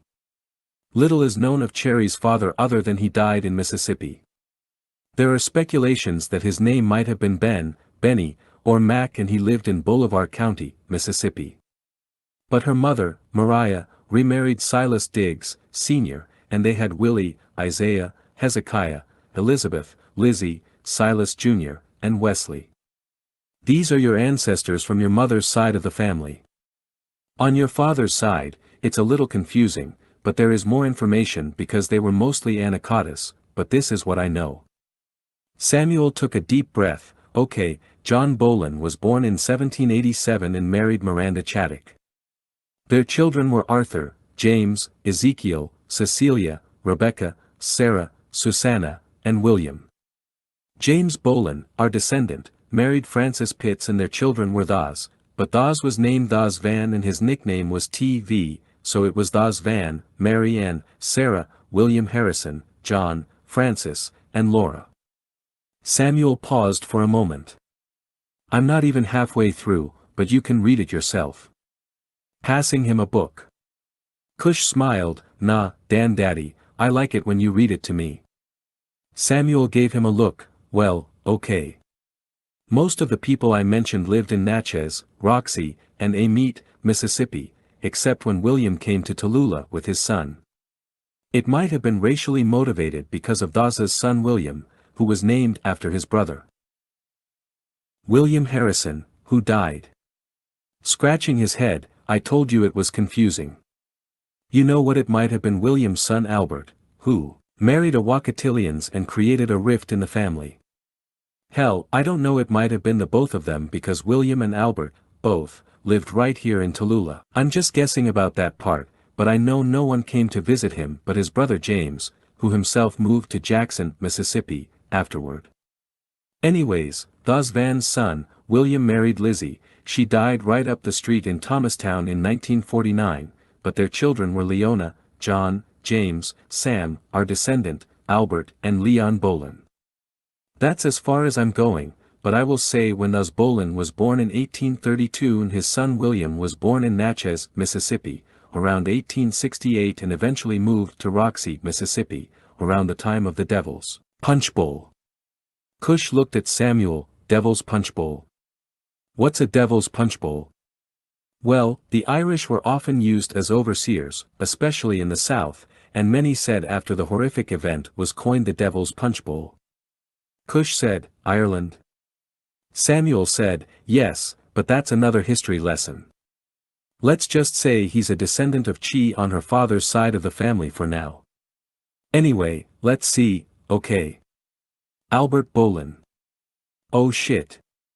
I'm trying to follow this thing, hold all those questions for now. Samuel paused as he tried to remember where he left off. Now, I got it. Most of them Bolins were brought here during the Great Irish Invasion of 1840. I'm just going to start with William. You can ask Kakahoya about TV, and I'll call William, Will, from now on. Cush shook his head. Okay, I'll ask Mamaline and Big Ma about talking to plants and about this too, when I get a chance, as Samuel continued. Great. Now, Will was a just man and was reminded of the mistreatment of his people and the many problems in Ireland and, when they became overseers, some of them couldn't stomach the mistreatment of Wakatilians. It reminded them of what their people had escaped from, so they left. Moving from Natchez, Mississippi, they quickly made their way to Roxy, Mississippi. There is so much missing on your father's side of the family because the fire in 1920 destroyed the census reports, but you can ask your father, he knows more than I do. I did some research and found out this information I'm about to tell you. I know that not long after slavery, 2 of the Bolin brothers, Albert and James, whom they called Jim, got into the lumber business, a very lucrative business in Louisiana during this time. I know that the lumber business was growing so fast that Will and his family moved here to Tallulah. James and his brother, Albert, heard of a new lumber mill built just 82 miles north of them in Tallulah, so they convinced their father and packed their bags. Not long after arriving there, Albert fell madly in love with a young lady named Catherine Wilson from Camac, Louisiana. James was furious, not because he hated Wakatilians but because he feared for his brother's life, for this was a time when Anakataas couldn't marry Wakatilians. You could abuse them but not fall in love with them. Albert's skin was white, so he was white. If they had known he was Irish, they wouldn't have a problem with it. They shot first, then asked questions later. Back then. He paused. It's about DNA and not skin color now. So happens that same DNA contains that same color. As I was saying, out of frustration, old James moved to Jackson, Mississippi, and Albert stayed here and bought up 99 acres of land, moving into a farm in the middle of Tallulah away from the public's eye, and married Catherine. They had 12 children. Samuel held up his fingers as he counted. 6 boys, David, Albert Jr., Doyle, Willie, Johnny, and Jimmy, and 6 girls, Thelma, Bertha, Geraldine, Catherine, Mary Sue, and Albertine Bolin. Remember, they didn't have tribes or clans back then, but since they weren't slaves, they brought their last names with them from Ireland. Samuel took a long deep sigh as he leaned back. Woo! As years passed, Albert's son, Willie, and Sam Reynolds' daughter, Mary, got married, and had 3 children, Willie Jr., there goes another one. Damn, was there any other names than Will, William, and Willie back then? Shouted Samuel. On top of that, Bill is short for William. As he started laughing, he continued. Anyways, they also had a daughter named Annette and a son named Larry. Mary later married and had 3 more daughters with Melvin Harrison. Melinda, Darlene, and Tammy. Larry married Deke, and they had Justin. Justin had a Johnny during the race war of 2025. Cush interrupted, ooh, I know this part. A Johnny had Alenia, Alenia had Namito, Namito had Kisama, Kisama had Bandile, Bandile had Bokamoso. Samuel smiled as Cush continued. Chayton had Magi, Magi had Attain, Attain had Elun. Samuel stopped him. No, not Elun, but Elon, and Elon had Atu, Atu had Ahanu, Ahanu had Mfo, Mfo had Labanzi. Together Samuel and Cush finished the family tree, but Cush stopped at Ease, but Samuel helped him. Ease had Tablita and Tablita had Liberte, whose name was changed by Sabaoth to Wanyanyekavu. It impressed Samuel how Cush could recite the family tree at his age, very good, just to be 10 years old. Samuel told Cush. But those times have been long gone, and it has been over 1,000 years, and Lake Providence hasn't changed that much. Many of the old abandoned plantations are used as libraries and museums now. Plenty of wild animals roam the land, and we still ride on horseback to get around, and most people here are community farmers. Samuel thought about what he was saying and felt happy. Yeah, even the creeks, ponds, and lakes haven't been affected much by the Abenians and this new age of technology. We work together to keep the air and the water clean. He took an even longer pause and sat there just thinking, and then said, sorry, Cush, my mind is all over the place. But start with our ancestor, Tablita, whom we take our tribal name from. Him and his wife Aba along with his children, 5 boys, and 6 girls, lived just a quarter of a mile east of that small river we call the Bar, in Lake Providence. Tablita was a spiritual man, and Aba, his wife, was a seer. They both taught their children the ways of Sabaoth. Liberte was the youngest, 5 foot, 8.5 inches tall, and weighed roughly 175 pounds. He had a deep love for Sabaoth and loved history. He was thin but a very muscular young man, born in 3019. Liberte was also a poet and loved writing about the different things he saw in his life, but mainly about the injustice of his people and his love for Sabaoth. One night when he was 16 years old, he took a long walk alongside Lake Providence because he couldn't sleep. Sitting down at the lake, he looked across it, looking at the fish jumping, and said, "Fishin'," so he took out a small flashlight and began to write. We as humans are all brothers, doesn't matter the color or creed. It's love that we need. Do I have to repeat it? We all are brothers. There are many that hate, there are many who dispute who's the greatest. To me, it's not about color of skin, type of kin. Your decision on religion, it is surely not about politics. It's all about the Almighty. And searching for Him is like fishing. Some get up early, about 5 in the morning, some go around noon, and some go late in the day, just to get away. It doesn't matter when you go. It's where you go and how you fish. Everyone has their style. Their method of fishing, but all have to be patient, just like when you search for the Almighty. Many come early, some come late. But once you get there, you receive your reward from the Lord. Those that don't fish don't know what they are missing. When you are sad, frustrated, angry, mad, or bored, try fishing for the will, the power, the salvation of the Lord. As Liberté was writing, a messenger appeared before him. Unaware that it was the ancient Ferigi, a spiritual entity that we Wakatilians believe guides our path, the messenger first came to him as an elderly man. Why is it you can't sleep, young Liberté? Has the spirit of Sabaoth prepared you for your journey? Liberté puzzled, what journey do you speak of? I just couldn't sleep and took a walk along the lake until I came across. Hey, how is it you know my name? Liberté asked as he put up his notebook and gathered his thoughts as he stood up. The messenger continued, the spirit of King Solomon is upon you. Sabaoth have blessed you with Solomon's wisdom, heart and soul. Like Elijah, Elisha, and countless others, Sabaoth often used one man to get his people to see. You and your descendants, after you, will use words of wisdom, peace, and the sword to destroy Sabaoth's enemies. Your writings have reached the ears of Sabaoth, and he rejoices in your words. For this reason, you are no longer called Liberté but Wanyanyekavu. The old man transformed into a wolf. Liberté shook his head and rubbed his eye as the man continued to speak. In 3 days, you will see me again in this form, and I will be your guide on a journey. For the next 3 days you shall perform the holy jeûne and bid your family farewell, for they will not see you for 150 seasons. Know this, before you leave the state of Louisiana, you will endure many trials and tribulations to enhance your spiritual man as well as your physical body that will prepare you for your journey. Be not afraid, for Sabaoth will be with you along the way, no physical harm shall befall you. Quickly interrupting, Liberté smiled and said, how can a man live to be 150 seasons, sir? The ancient Ferigi said, you know that with Sabaoth, all things are possible, but it will not be you, but your blood and your spirit that shall return to Sabaoth's people, and his name shall be called Cush. With your blood, in seeing, you shall see more, and, for hearing, you shall hear more.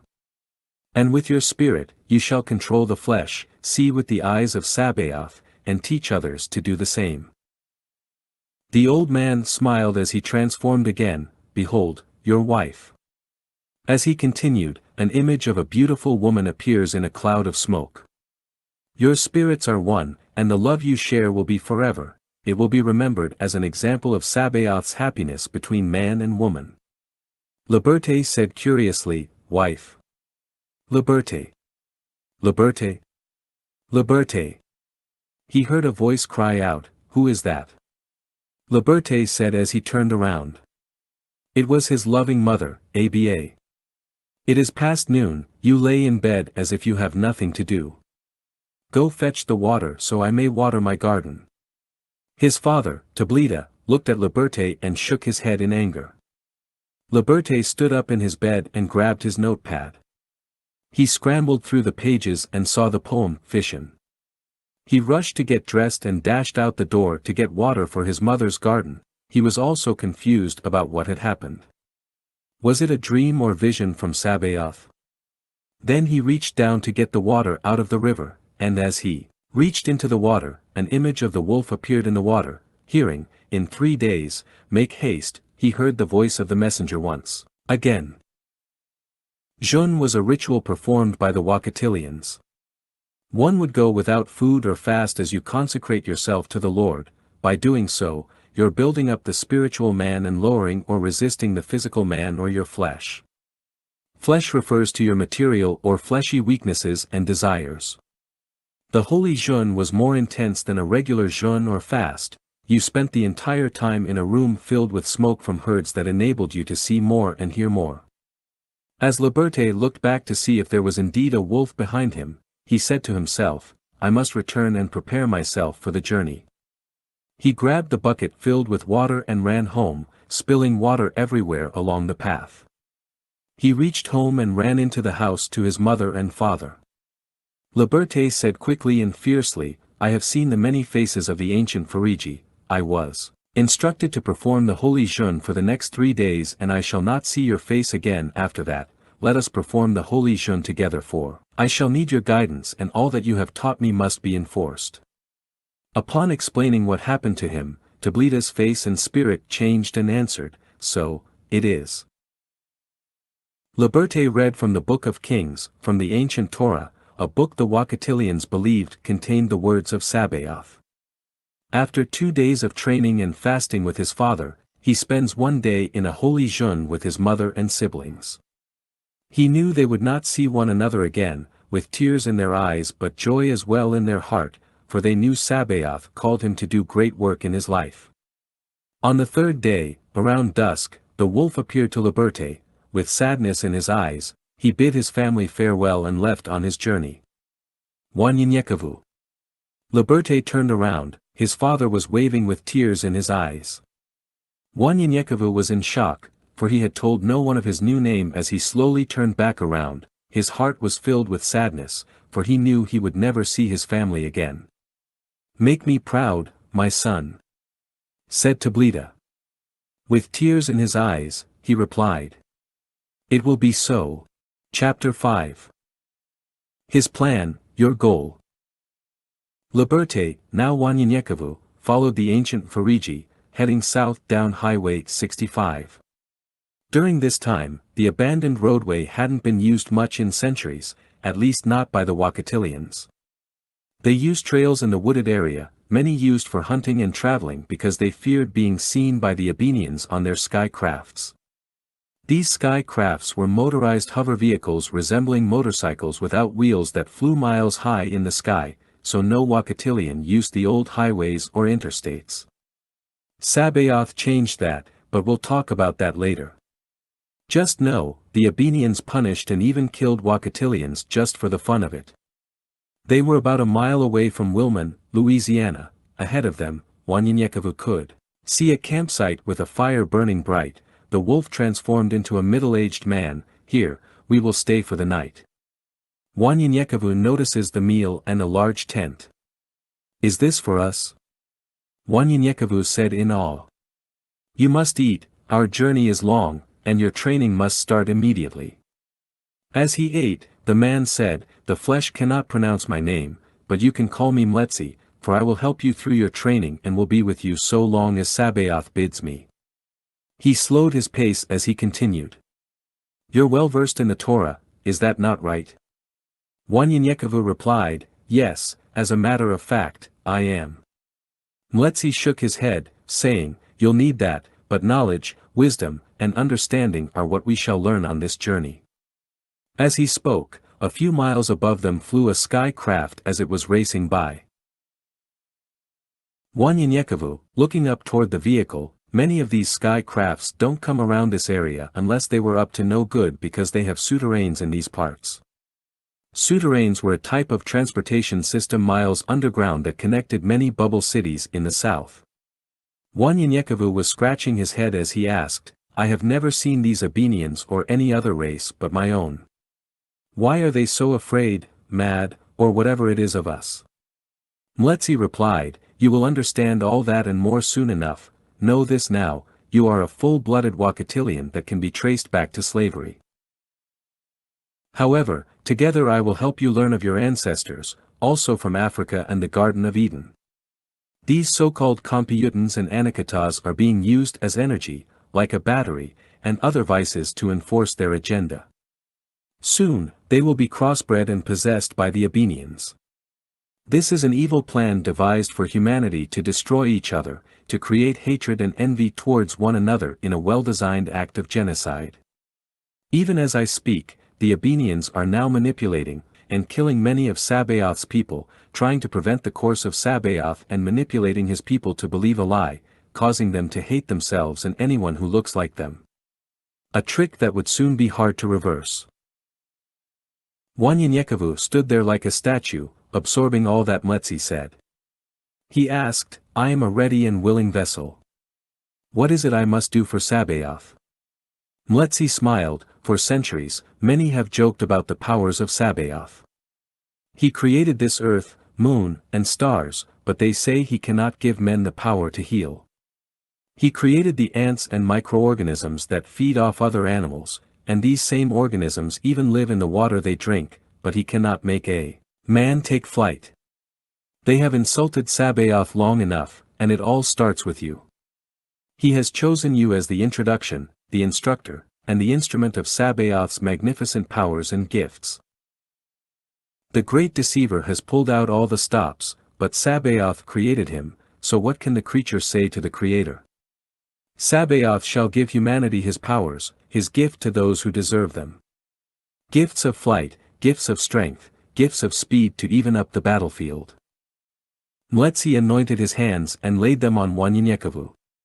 You have the gift to search a man's heart, but not only a man but all of Sabaoth's creations. If he lies or speaks the truth, you will know it. Mletsi then rubbed oil on his hands and shook Wanyanyekavu's hands. Be strong and faithful, and Sabaoth will always bless you. Looking up to the sky, he continued. Know this, a great rebellion shall be, and you and your descendants shall be the leaders of such a revolution, but no one shall be able to touch one hair on your body nor the people who follow you because the hand of Sabaoth shall be with you. Time shall pass, and again the Kompyutans and the Abenians will take over your people and create hate, envy, and malice among your people because of the crossbreeding of doctrine and gradualism, but your sons and daughters shall prevail. Slowly, you will turn these victims into predators of evil. Once sin is noticed, there is repentance. But now, corruption has become a pleasure, and many sway from the will of Sabaoth. Sin is used as tools and instruments of entertainment and tools and instruments of satisfaction, and monetary status will be their pride as the last son comes and destroys all the deceiver's followers. Your sons, through Sabaoth's power, shall be blessed. He then anointed his hands again and laid them on Wanyanyekavu's shoulders. From this day forth, you and your people shall be the clan of Liberté. Wanyanyekavu interrupted. No, I beg of you, let it be to my father, for it is he who has raised me to be who I am, and I'm his example of what a man of Sabaoth should be. Mletsi rubbed oil on his hands and shook Wanyanyekavu's hands. Be strong and faithful, and Sabaoth will always bless you. Looking up to the sky, he continued, know this, a great rebellion shall be, and you and your descendants shall be the leaders of such a revolution, but no one shall be able to touch one hair on your body nor the people who follow you because the hand of Sabaoth shall be with you. Mletsi smiled and even laughed, it is so. The clan of Tablita, it shall be, but your name shall no longer be Liberté, but as of this day forward. You shall be called Wanyanyekavu by Sabaoth and all his creations. Wanyanyekavu stood up and, with pride, said, it is so. Mletsi then said, the task at hand requires excellent patience, understanding, and gifts. Know this, if they do not discover their talent or gift as a child, it will take time to teach them their gift, but through jeûne and prayer, all things are possible. Remember, some will have them already, for the Torah says, gifts come without repentance. Their conversation lasted for a while. Wanyanyekavu prepared to lie down for the night, trying to absorb all that was said to him on that night. He stared into the skies and said to himself, what's in a name? He rose and grabbed his notepad and pen and began to write. When a child is born, he or she is given a name, when that child becomes an adult, and in between. That name never remains the same. Your mother has a name for you, your father has another, friends call you something different, your spouse does too. So many names, what's in a name? God has many, Jesus does too, so do you. Another name will be given to you, when you leave this world, if you go to a better place, it will be the last one given, a new name just for you. Now tell me, what's in a name? Wanyanyekavu flipped the page and wrote again, nobody yet somebody. I was nobody then, I'm nobody now, although now, you want to call me somebody after material gain has been achieved, don't forget fame. Didn't hear my pain or cries when you considered me a nobody. Refused to be lifted by you and your standards. Was a nobody then, I'm a nobody now, keep your standards. The way I live, the way I think is me. I got to be just that. Me. Learned that in the streets, when you walked over me. Nobody, will I remind in your eyes. Regardless of your standards, nobody is where I want you to put me, keep me. When it comes to anything you do, to you, I will be proud to be called, to be named, nobody, yet somebody. Mletsi stood above Wanyanyekavu as he slept, awakened by his presence. He saw another person with him. Mletsi. Wanyanyekavu said as he slowly got up. Who is this? It seems as if I know him. Mletsi smiled and said, this is your guardian angel or henge guardian, in your tongue, but his name cannot be pronounced or spoken in your language, you may call him Yael. Yael stood there with a blank look on his face. He stood about 9 feet tall, muscular, with long hair down to his waist. Slowly he nodded his head to say hello. Wanyanyekavu looked at Yael and said, you're not the talkative type, are you? Mletsi smiled as Yael replied, no. Wanyanyekavu asked, why do you look so familiar? Yael said calmly, when you were 5, you picked up a stick and started swinging it like a sword. That stick became a sword, and it was then that I started teaching you how to wield that sword. When you were 9, you fell asleep outside your home, and a snake was headed toward you. I stopped him from attacking you, and there's a time you were asleep and were awakened by my presence.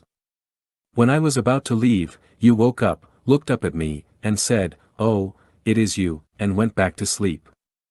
Wanyanyekavu's memory was brought back to him as Yael spoke, saying, yes, I do remember that. Yael continued, 3 weeks ago, you almost drowned, it was I that lifted you so you could grab that limb from the tree. Mletsi stood there and politely interrupted, Yael will train you today. As he disappeared, Yael came at Wanyanyekavu with full force. Wanyanyekavu dodged Yael's approach and threw a punch toward him, but it went right through him. Then Yael kicked Wanyanyekavu, and he flew out of the tent into some bushes. After 15 minutes of fighting, Wanyanyekavu said in frustration, how is this training? I cannot land one punch because they go right through you. Yael said sternly, this day forward, you must fight in the spirit. Understand this, because you are already flesh, you can truly defeat the flesh, but if you fight in the spirit because you're already flesh, you can defeat both. The flesh cannot fight spirit, and spirit cannot fight the flesh, only the spirit within the flesh. Why do you jeûn and don't use it? Until now, no one has been able to, so I will teach you how to fight in the spirit. You will teach others. Pointing at a log, he commanded Wanyanyekavu, sit. Yael motioned as if he was throwing something at him, but his hands were empty. Before he knew it, Wanyanyekavu saw a water bag coming toward him, as he grabbed it. Drink. Yael said. This leather skin bag you now drink from was not in my hand before I threw it, to you, that is. But I had manifested it in the spirit, and it became tangible before it left my hand. You must learn to fight in the spirit from this day forward. For fighting in the spirit will always conquer the flesh. Wanyanyekavu was confused, and Yael saw the confusion in his eyes. Yael said, teach me your fighting style as if I'm your student. Before you finish, you will no longer be confused. Wanyanyekavu was excited yet nervous as his heart was beating like a drum, for he was always the student but never the teacher. He stood up. Yael, you're my first student. Yael gave him a half-smiled, I am not, by far, your last. Wanyanyekavu was shocked at the smile and didn't hear what Yael had said because it baffled him that Yael had even smiled. Wanyanyekavu said, "Okay, first a brief history. My style is a mixture of African, Asian, and Native American martial art handed down from generation to generation in my family called poing or hands." Yael said, "After we are done, it will no longer be its name, it will be called poing de Dieu or hands of God." Wanyanyekavu became excited and began teaching, using styles like Kumjuka, Okichita, tomahawk fighting, Falamikai, Chulukwariu and incorporating them with the African art of fighting. They work together as one force, keeping with what we call the seven grandfathers, Nibwakawan, Zogyidawan, Minadendamoan, Akoduan, Guayakwadizawin, Dabadandizawan, and Debwin, which are wisdom, love, respect, bravery, humility, and truth, respectively. Wisdom, to cherish knowledge, is to know wisdom. Wisdom is given by the Creator to be used for the people's good. Love is the ability to know peace as love, and this love must be unconditional. Respect is to honor all creation, therefore, to respect it. All creation, big or small, must be treated with respect. You must give respect if you wish to be respected. Bravery is to face the foe with integrity. Honesty in facing a situation is to be brave. Always be honest in words and actions. Being honest first with yourself makes it easy to be honest with others. Humility is to know yourself as a sacred part of creation.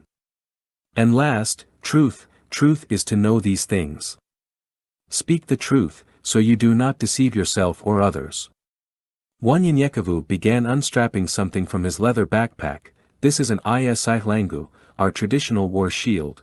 It's made from wood and usually 4 foot long.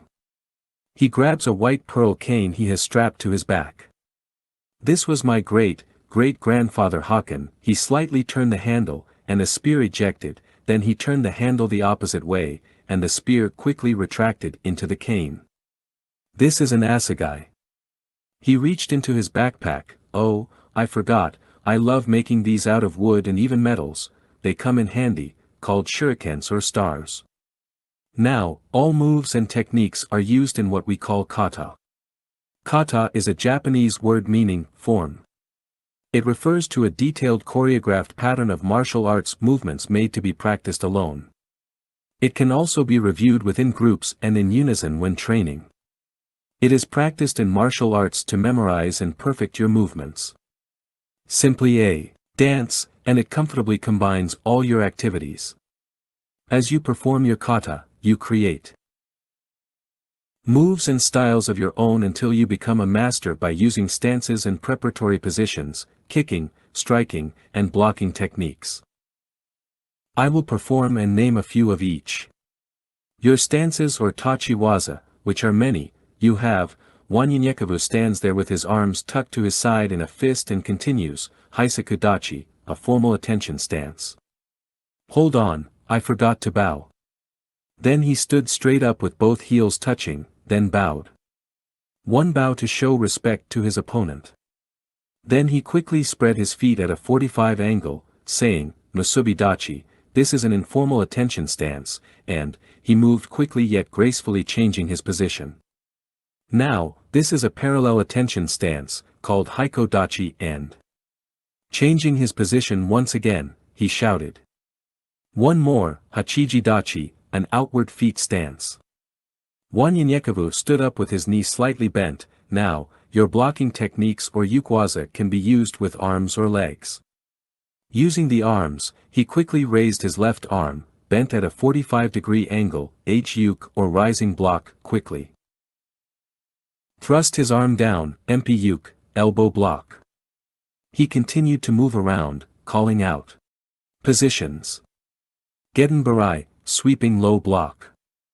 Sweating profusely, he had just caught his second wind, blocking with your legs, Ashikubi cake yuk or hooking ankle block, Mikazuki jerry yuk, crescent kick block, Nami ashi, leg snapping wave block.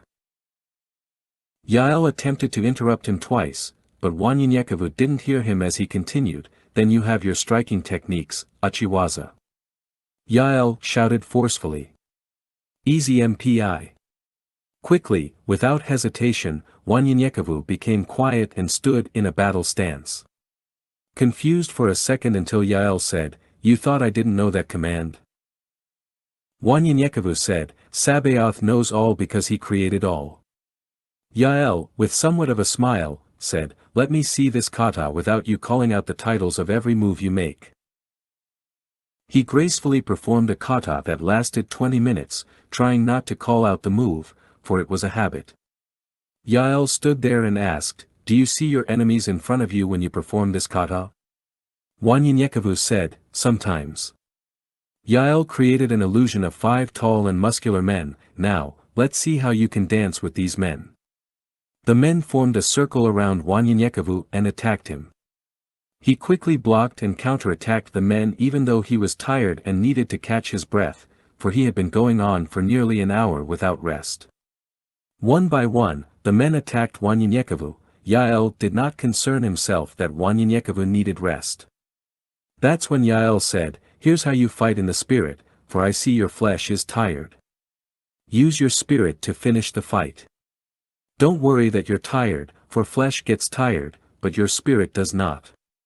When you fast, you want food but do not eat, for you set your mind, and the spirit follows and takes over. Do the same here." Yael paused as he saw Wanyanyekavu slowly getting the message when he said, "Remember, your mind tells the spirit tells the soul." It was as if that statement made him see things in another light, and it was light shown in the darkness, an epiphany. Wanyanyekavu fought back furiously and defeated the men. They disappeared, and Wanyanyekavu said, "I kind of understand now." Yael said, "You rest and fully understand what was said and what you have done for the rest of the day." Wanyanyekavu, exhausted and out of breath, takes a seat on a log. Yael smiled again. "Your meal for today is in Transylvania." Wanyanyekavu looked up, saying, "That's about 2 hours away," Yael replied. "It would seem you need to get started then," Wanyanyekavu said to Yael as he started jogging towards Transylvania. "Even your humor is dry." As Wanyanyekavu got closer to Transylvania, he saw at a distance a campfire. Mletsi was standing in front of the fire. "Eat and get some rest, for tomorrow will be a day of relaxation and conversation." Wanyanyekavu took a seat on top of a rock fashioned like a chair. "If we are going to talk, why do I need?" As he took a seat, he heard the words, "And upon this rock, I will build my church, and the gates of hell shall not prevail against it." As he looked up, Mletsi had disappeared. Mamaline goes through an old trunk. "Here it is, I know. I put it here just for my story today. Look, I found this, and I don't know when it was written. I'm guessing when he was in college," clearing her throat. "It's called, Ms. Depend. These words of mine come from deep within. Straight from the heart. Here's a situation that I find hard to deal with. 'Cause I never knew love until I found it with you. Love like yours is truly missed, remembering our first dance, first fight. Our first kiss. March 23, 1993. We first met, I was reading, you were at your desk, at Southwest. My dream has come true. November 20th, 1995, was when my whole world became blue. Now, July 8th, 1999, the dreams are still here, but you are nowhere near. Wondering where are you? Seeing your face, every time I close my eyes. Hoping, it's not a dream, because of how real they seem. A Caribbean girl, once my Caribbean queen. Now just a mere image in my dreams. The walks in the park, the talks that lasted all night, gave me chills. I enjoyed just calling your name. I called you Dee. My Eve, my queen, my everything. You were the whole world to me. I know together, we made things happen. Thinking we had the perfect blend. I hung on, thinking we could win. What happened? Ms. Depend. Mamaline smiled. You see, Dasinga married Decay, and they had Justin. Justin named his firstborn after his father, Dasinga, instead of a Johnny. You know the rest, Cush said. Yes, I do. Dasinga had Alenia had Namito. Cush looked at Mamaline, saying, I see, because one man's love for his woman enables a generation of fearless people for Sabaoth. Cush stopped and asked, Mamaline? What happened to Ron? She smiled. Shortly after Dasinga and Decay departed, he ran across Smithy, and Smithy informed Dasinga that Ron was close to death and gave him his location. Dasinga rushed to see Ron and convinced him to visit Livia's church. Ron had tubes in his chest and lost a lot of weight. Hoping that Livia was still where he thought they were, they headed to her church, but they ridiculed Dasinga for bringing the man to their church. Disappointed and heartbroken, Dasinga realized who Livia and her followers were for the first time, so he never saw them again, and Ron died a few months later of AIDS. Mamaline shook her head. Yeah. Rubbing her eyes, Mamaline said, that's it for tonight. Get you some rest, young man. I'll tell you about what I know of Wanyanyekavu on tomorrow. Chapter 6. The Bear and Ms. Kaniasile. There was an old black kettle with 2 additional small pots on a grate, roasting over a low-lit fire. Wanyanyekavu opened the pots and found chicken and dumplings in one, and in the other 2 pots, there was sweet corn and green beans with potatoes slices. Seeing 2 spoons resting near the fire, he started stirring the pots. His mouth began to water as he quickly served himself a plate. Walking toward the campfire, he took a seat on the rock and paused, listening to the surrounding animals. He slowly ate while thinking of his day with Yael as his thoughts consumed him. Thoughts of his ancestors came rushing to his mind, thinking of the different stories told to him by his mother and father as he looked down at his meal. Man, this is my mother's chicken and dumplings recipe! He shouted, as he reached for his pen and wrote. Then I cry. Many seeing, but not understanding. That's not a surprise for someone who specializes in deceiving. Having deceived many of us for the past 400 years. Question. If I grab my heart, is it always a heart attack? If I have brown skin, does that make me black? Better yet, a criminal? Crime run rampant through the streets everywhere. Another bill, another law, no one sees what's happening. Don't ignore this call. Research the problem. Tell me what you see now. Comprehend. Oppression and depression is where you should start. According to your eyes, you gave us sharecropping, the Civil Rights Bill. Gave us Jim Crow and redlining also. Let's not forget the ghetto. But tell me why. What happened to human rights? Gave a few good jobs but the rest welfare. Why? Oh yes, slavery. Owing everything for so long, now expect us to all of a sudden have our own. Taken our names, culture, heritage, and pride. Then tell us that's just an excuse, when we recall your abuse. Do you wonder why you can't look into our eyes? Hearing so many still complaining, always asking why. Even today, there are many, they don't have hope. Hope to them is a fantasy. But not for me. Loneliness and fear are in their minds, however, I have opened my eyes.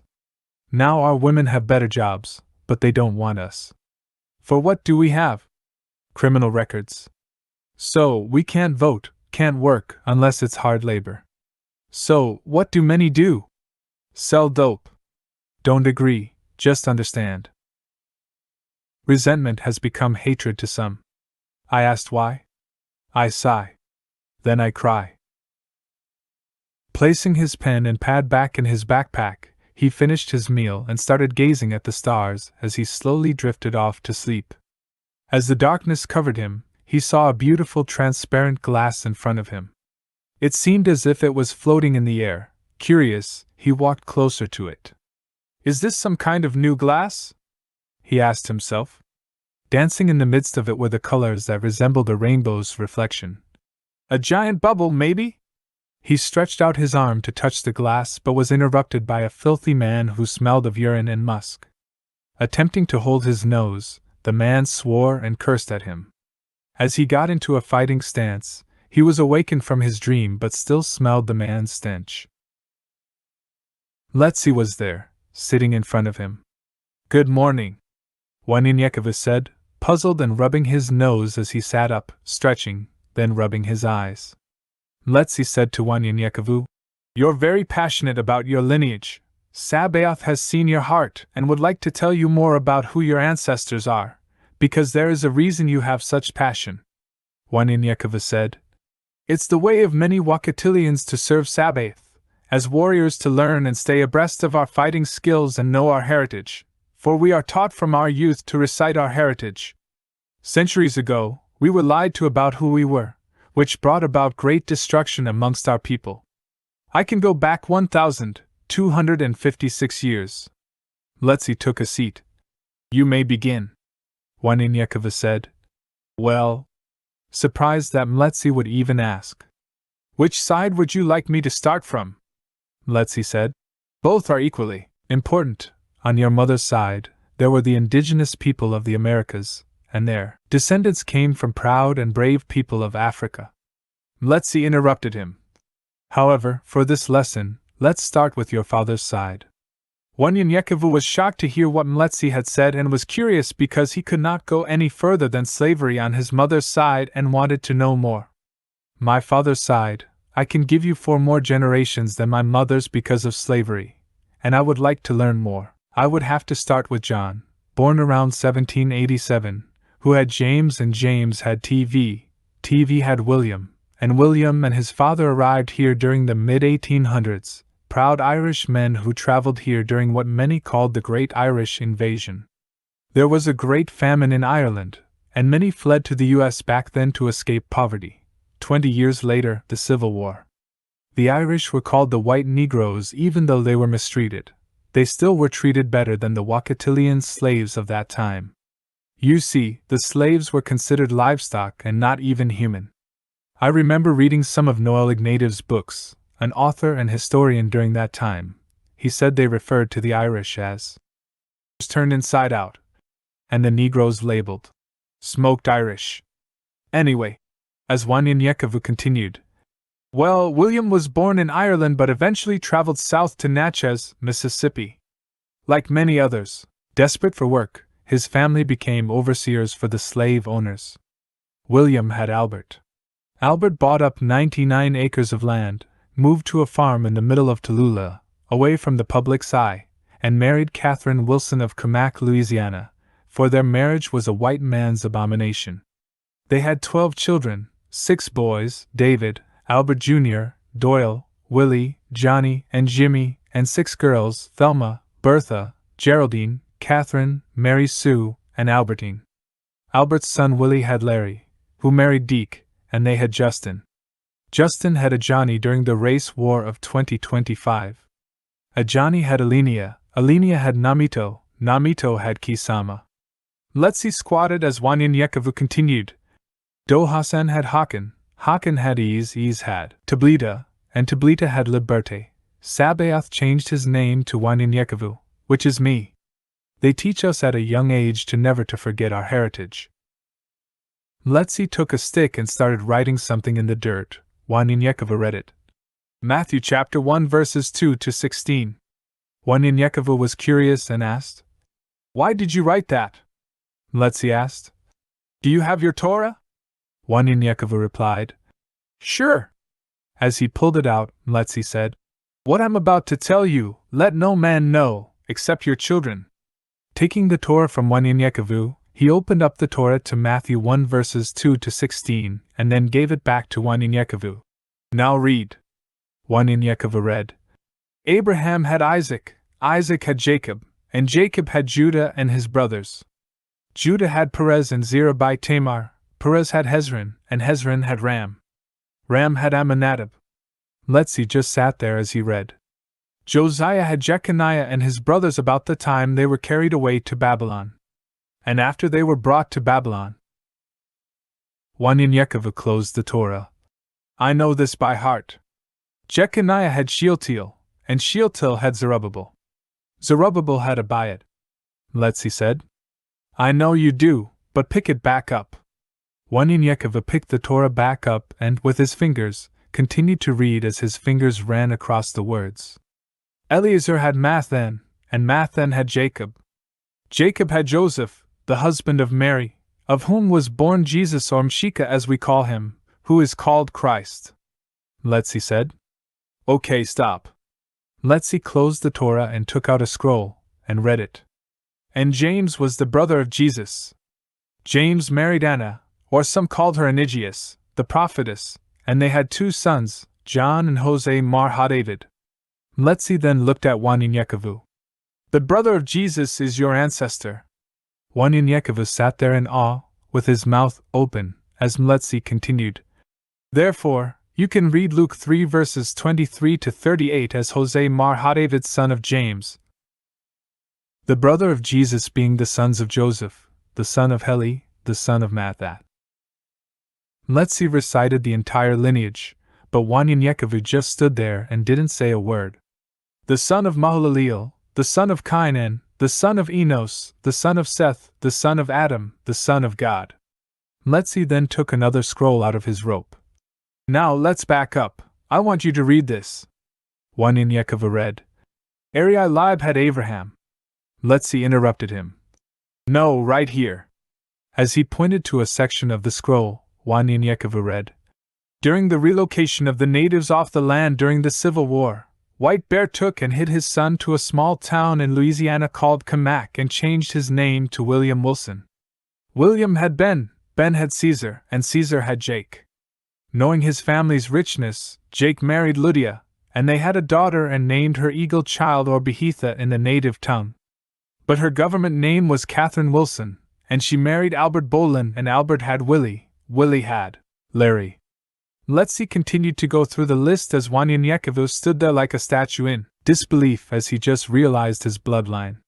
He knew the name but couldn't trace her roots back because most of his lineage speaks about the men and not so much the women. Wanyenyekevu handed Letzi the scroll. Letzi smiled and gave the scroll back to Wanyenyekevu. This is yours to keep. Plus, you need to memorize it. Wanyenyekevu sat down and started memorizing his entire family tree. 3 hours had passed, and Wanyenyekevu was still engulfed in the scroll. Letzi called out to him. Wanyenyekevu! As Wanyenyekevu looked up, he saw Letzi waving for him to come to him. Wanyenyekevu walked up. Letzi said to him. Alsatia is your next stop, then to Sondheimer. Please walk with me. Wanyenyekevu began to speak, but Letzi interrupted him. Your things will be there when we get there. Nshika and I have found favor in you to show you the things you have seen, but there is much more you shall see, and do before your journey is over. Wanyenyekevu and Letzi walked for a few minutes and headed down Par Road 1423 to where he looked up and saw a sign that read, Hollybrook Crevasse. A small lake where Letzi took a seat on the ground near the lake. Tonight and tomorrow, you can rest and reflect on the things you have seen and heard thus far. Letzi handed him his pen and notepad. I figured you would need these, said Letzi as he disappeared. Wanyenyekevu sat there motionless as he thought about his people and all they had been through, how Sabaoth had not forsaken them because of their sins. He could hear his grandfather's voice telling him about the days of old, the days of great pain, and the suffering he and his ancestors had gone through in a time where Sabaoth was neither praised nor worshipped. He pictured that time, and a tear fell from his eyes as he grabbed his pen and began to write. This land? I woke up this morning, looked in the mirror, couldn't believe what I saw. So I looked again. I saw that I was black, anguished is what I felt, living in this land. Paying the bills while I'm worrying if I will have a job tomorrow. Brothers are dying left and right. What's so funny they're killing themselves? This is why I'm filled with sorrow in this land. You say it's not my color, no, not my skin. What is it then? The news says. A black man was selling drugs on the streets. Then they said, a lady was robbed last night by a man wearing jeans. What was the color of that man? They don't bother to tell, in this land. My sister gets raped, yes, my next of kin. Nothing is said because of the color of her skin. A brother does the same, before you know it, he's dead or in chains. All the silly games they play, only in this land. 400 years in this land. Oppressed, depressed, and stressed. What a mess. I've done all that I can to live in peace and harmony with the man. In this land? With tears rolling from his eyes, he slowly closed his notebook, looked up to heaven and said, "Dear Sabaoth, whatever you have for me and my people, I'm willing and able to do." He stood there admiring the lake before he realized he didn't have his equipment or weapons. The sun was about to set, so he quickly gathered sticks and dry leaves to start a fire. Talking to himself, he said out loud, "Guess I have to do it the old-fashioned way." He took 2 dry sticks and rubbed them together until he could get a spark to start a small fire. He was gently blowing to spread the fire to the rest of the dry leaves until he could slowly pile sticks and then old logs. Taking about 20 minutes, he finally got the fire where he wanted it. The darkness covered him as his stomach growled. Then he heard another growl. He was confused because it didn't come from him this time. Looking up, he saw something in the bushes ahead of him. He didn't sense danger, but he was perplexed at what was happening. Slowly moving towards him, Wanyanyekovu got into a fighting stance. Not understanding what was going on, he heard a voice in his head saying, "I don't want to fight or kill, I just want to eat." Wanyanyekovu relaxed and said aloud, "Show yourself!" A black bear came toward him. Wanyanyekovu said, "Are you talking to me?"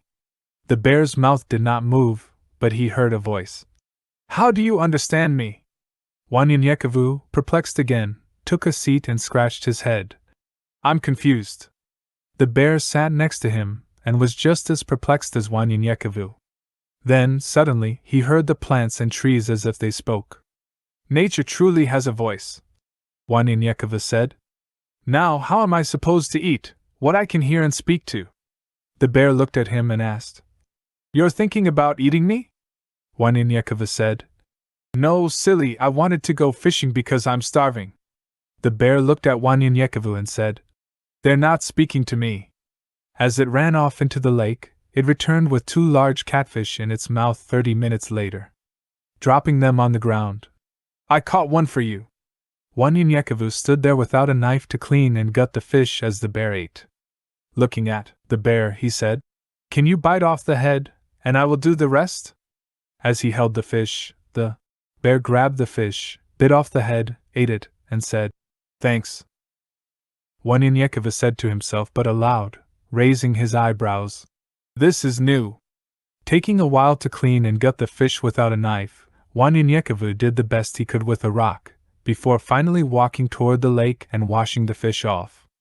Returning, he placed the fish on the fire and waited for the fish to get done.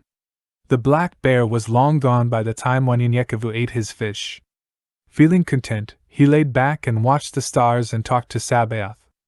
"Everything that has life has a spirit, but only man has a soul, I get it." Listening to the sound of the trees and insects around him for the first time in his life, it all sounded like a choir.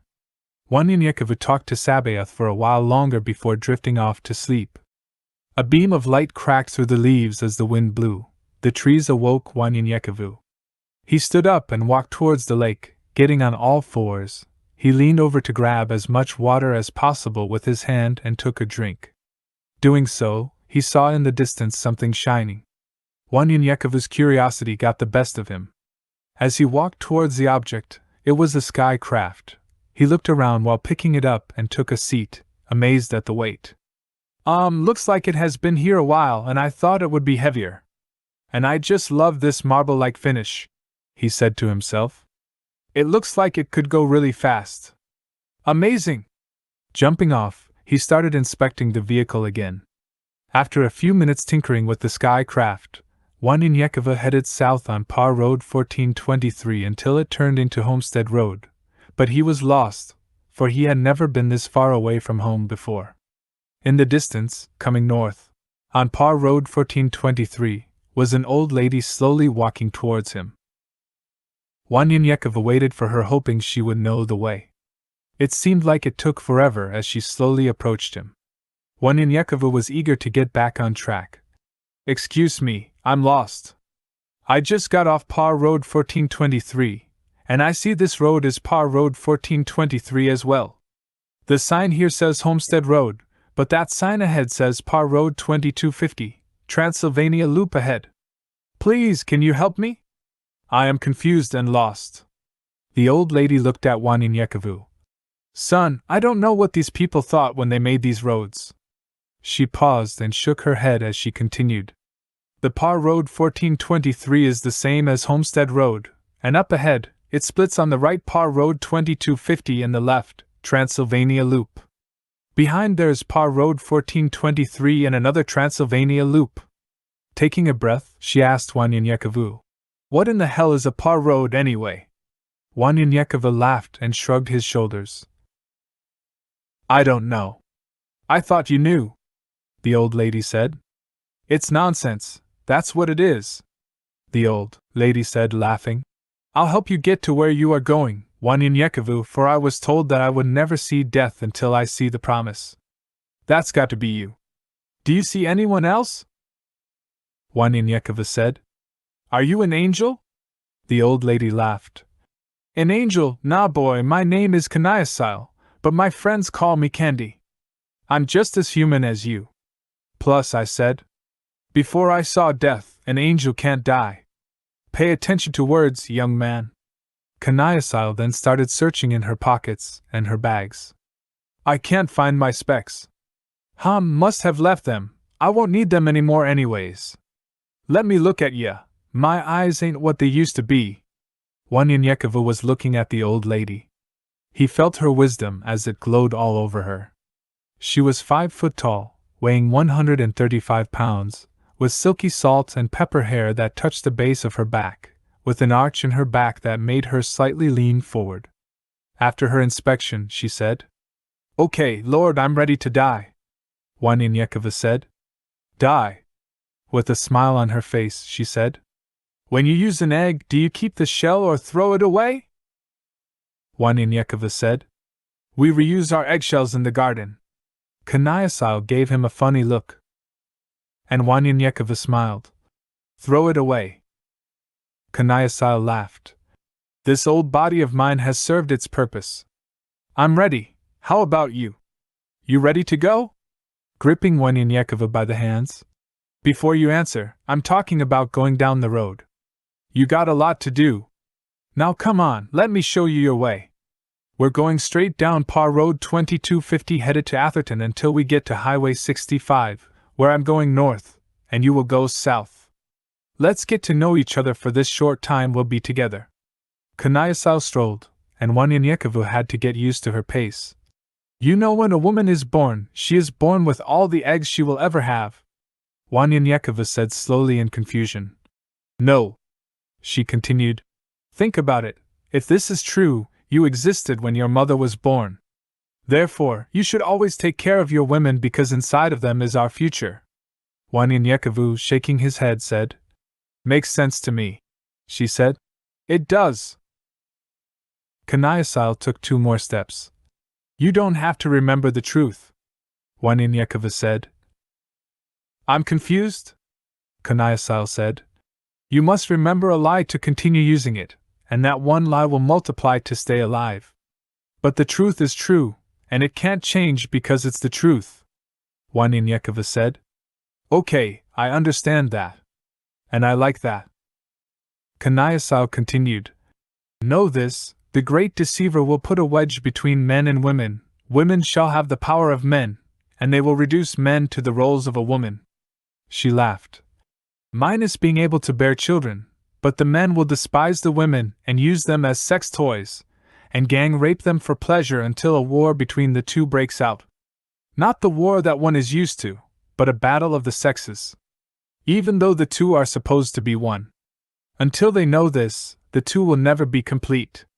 The great deceiver has sought to separate Sabaoth's people by destroying the alpha males and creating a new creature in both men and women, but this one will be a great blow for many, and they shall give in to succubus and incubus because of these lies. Sabaoth is able."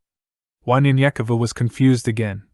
"I don't understand," she said. "Yes, I know many of the things you have seen since Mletsi left you were to show you things you didn't know or understand, but you will understand all later on your journey, and this too will become light to you as well." She started laughing again. "You've been one confused little puppy. But all is well, my friend. All is well. Now come on here." They talked and laughed the entire time while they walked toward Atherton. Wanyanyekova loved the old lady's spirit, and she too was happy to have met him. The knowledge she gave him made him appreciate life and all the wonders it included within it. As they got closer to Atherton, Wanyanyekova saw Yael in the middle of the road. "There goes Yael," Kaniasil said. "Yes, I see." Wanyanyekova stopped. "Hold on, you can see Yael." Kaniasil stopped as well. "You're still a little slow, Eincha boy. No worries, you will become one of Sabaoth's greatest warriors." Laughing and continuing to joke around, she said, "If you are of the Spirit, you see spiritual things because you are spiritual and see things of the Spirit, by the Spirit, and things for the Spirit. Besides that, did you know when I was younger, I whipped Yael's butt in a fight?" Wanyanyekova said in surprise. "You did?" She laughed. "Hell nah." They both continued to walk toward Yael, laughing. Wanyanyekova and Kaniasil stopped in front of Yael and hugged each other, and she said, "I like you, you're humble, kind, and spirited." Wanyanyekova said, "I like everything about you, you remind me of my grandmother. Besides, you're the first person I've met that can insult you and lift you up at the same time." She smiled and waved them goodbye and continued to walk. Yael bowed to Kaniasil as she faded into the distance. Yael turned to Wanyanyekova. "Go, without haste, to Transylvania, and there you will see your things, and a meal will be there to eat and go your way to Alsatia." Wanyanyekova said sarcastically, "I'm doing fine, and you?" Seeing Yael was serious, he ran to Transylvania, where he saw an old abandoned church with a small fire, and some food and his belongings. While sitting on the steps of the old church, he hears a voice. "Upon this rock I build this church, and the gates of hell shall not prevail against it." He smiled. "Let it be so, and I shall do my best not to dishonor you."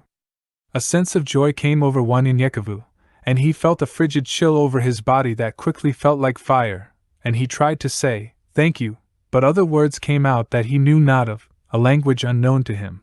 He spoke this way for 10 minutes, and then tears rolled down his eyes. "Just like Jeremiah, fire shut up in my bones." As he finished eating, he noticed the position of the sun. He knew he had about 3 hours before sunset, therefore, he walked a while, and once his food had been digested, he ran the rest of the way to Alsatia. Chapter 7 Expressions. Arriving at Alsatia, Mletsi was sitting in front of a fire.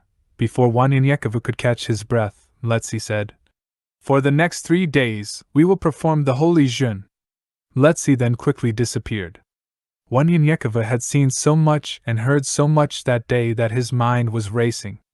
He took out his notepad and pen and wrote about all the ideas he had. Talking to the trees and animals, the amazing skycraft, and even Kaniasil, who was so profound, he had to write something to remember what had happened to him. He said aloud, "God, people, who's gonna rescue you from the powers to come? When you've been deceived by the traditions of man. Faith to you is self-confidence, not belief in the Almighty. Caught up in a whirlwind of lies, as your beliefs come and goes, in and out, up and down, like wings of a butterfly. Draining the energy of others, whether they're right or wrong, 'cause you don't have any strength of your own. People, why is it when you go to worship, you believe in whoever is up front? Never educate yourself. No faith, no strength, no knowledge, no understanding of God. So you create your own. Man, life to you has to be hard. Let me tell you something to ease your pain. To you, from me, there's a Trinity. That you might not know of. That you need to see. God's order of divinity. Spelled God. Then he wrote, Inside of me, there yearns a spirit of righteousness. True enough, I've lied, cheated, and stolen, but never killed. But in my heart, there's compassion to do all that is right. I want to do evil, yes. I want to sin. However, my heart seeks to do otherwise. What is the answer to such a problem? When will I ever solve them? Stop. Just stop, I say to myself. Slow down before I'm lowered to the ground. Search my heart. Reach deep, deep inside this corrupt mind. Hopefully, a solution I'll find. Listen to the words I say. Look at the things I do. Touch that innermost man, and he'll give me the plan. Deeper and deeper I went, realizing that every man is not heaven sent. Realizing that there is a difference. Love, not lust. Infinite, not finite. About eternity, not time. Yes, the spirit and not the flesh. At first I thought it would be hard. You see, then I saw it was no more I, but the Christ that lives inside of me. Wanyanyekevu slowly closed his notebook with tears in his eyes and looked to heaven. Sabaoth, whatever you have for me and my people, I'm willing and able. Wanyanyekevu took out the scroll given to him by Mletsi and started studying his ancestral tree. His eyes became heavy, and he placed all his things in his backpack and drifted off to sleep. Wanyanyekevu found himself in a thick wooden forest and saw the animals playing around him. As the squirrels chased each other, he turned to see them run up a tree. Suddenly he turned and saw that he was amid the desert and saw a rattlesnake slither right by him. He paused and said to himself, "What is this?" A sweet smell in the air awoke him. Wanyanyekevu opened his eyes to see Mletsi standing in front of a clay structure that looked like some kind of igloo. Mletsi stood before it and pointed to the entrance. "It is time," Mletsi said. Wanyanyekevu approached the structure and entered. Sitting with his legs crossed, Wanyanyekevu and Mletsi prayed for an hour afterward.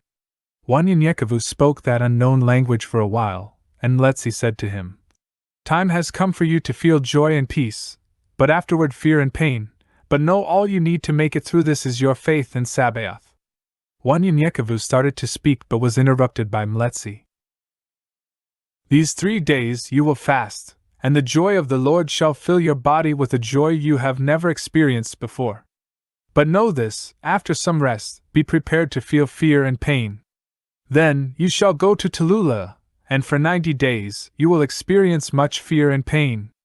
These 3 days shall prepare you for that time," Wanyanyekevu said with confidence. "It is so." After an hour, Wanyanyekevu got lightheaded and thought he saw things as the sweat dripped down his face into his eyes. Closing his eyes, he sang songs that his grandmother sang to him when they performed jinn. He felt air blowing in his face as the heat from the room dissipated. Knowing they were enclosed in the structure, he quickly opened his eyes. He was in the skies looking down, seeing the beauty of the trees, rivers, and roadways for miles. Fear covered him, for he had never been this high before, and he was floating.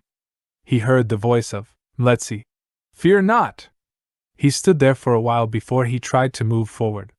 He moved slowly. At first until he realized he could go faster. He flew for miles and saw nothing but the land's beauty. There were no structures, just nature. For hours he flew. After building up his confidence, he started turning flips and performing different acrobatics. Hours on end until he came across a deep and wide hole in the middle of a pasture. He flew past it, saying, "Ain't no way, I'm going down there," and bolted for some time until he said to himself, "Sabaoth showed me that for a reason." He flew back. When he got to the entrance, he looked down as it continuously alternated from black to red. He flew downward for a long time and stopped on a section filled with lava and fire, so he landed on the edge. It was hot, and the heat was overbearing, but that didn't faze him. He saw lava everywhere, but it didn't consume him, so he started walking. He heard a noise. Fearlessly he said, "Who is there?" Rising out of the lava was a creature with the head of a hyena, the body of a snake, and talons of a hawk. The beast stood up. "What in the hell are you doing here?" Wanyanyekevu, afraid, said, "I don't know, but I'm getting the hell out of here," and flew to the top of the entrance. As soon as he got to the top, he woke up. He was still in the structure with Mletsi. The sweat burned his eyes as he opened them. Wiping his face, he stated to Mletsi, "I saw a hideous creature." Mletsi said to Wanyanyekevu, "I was there."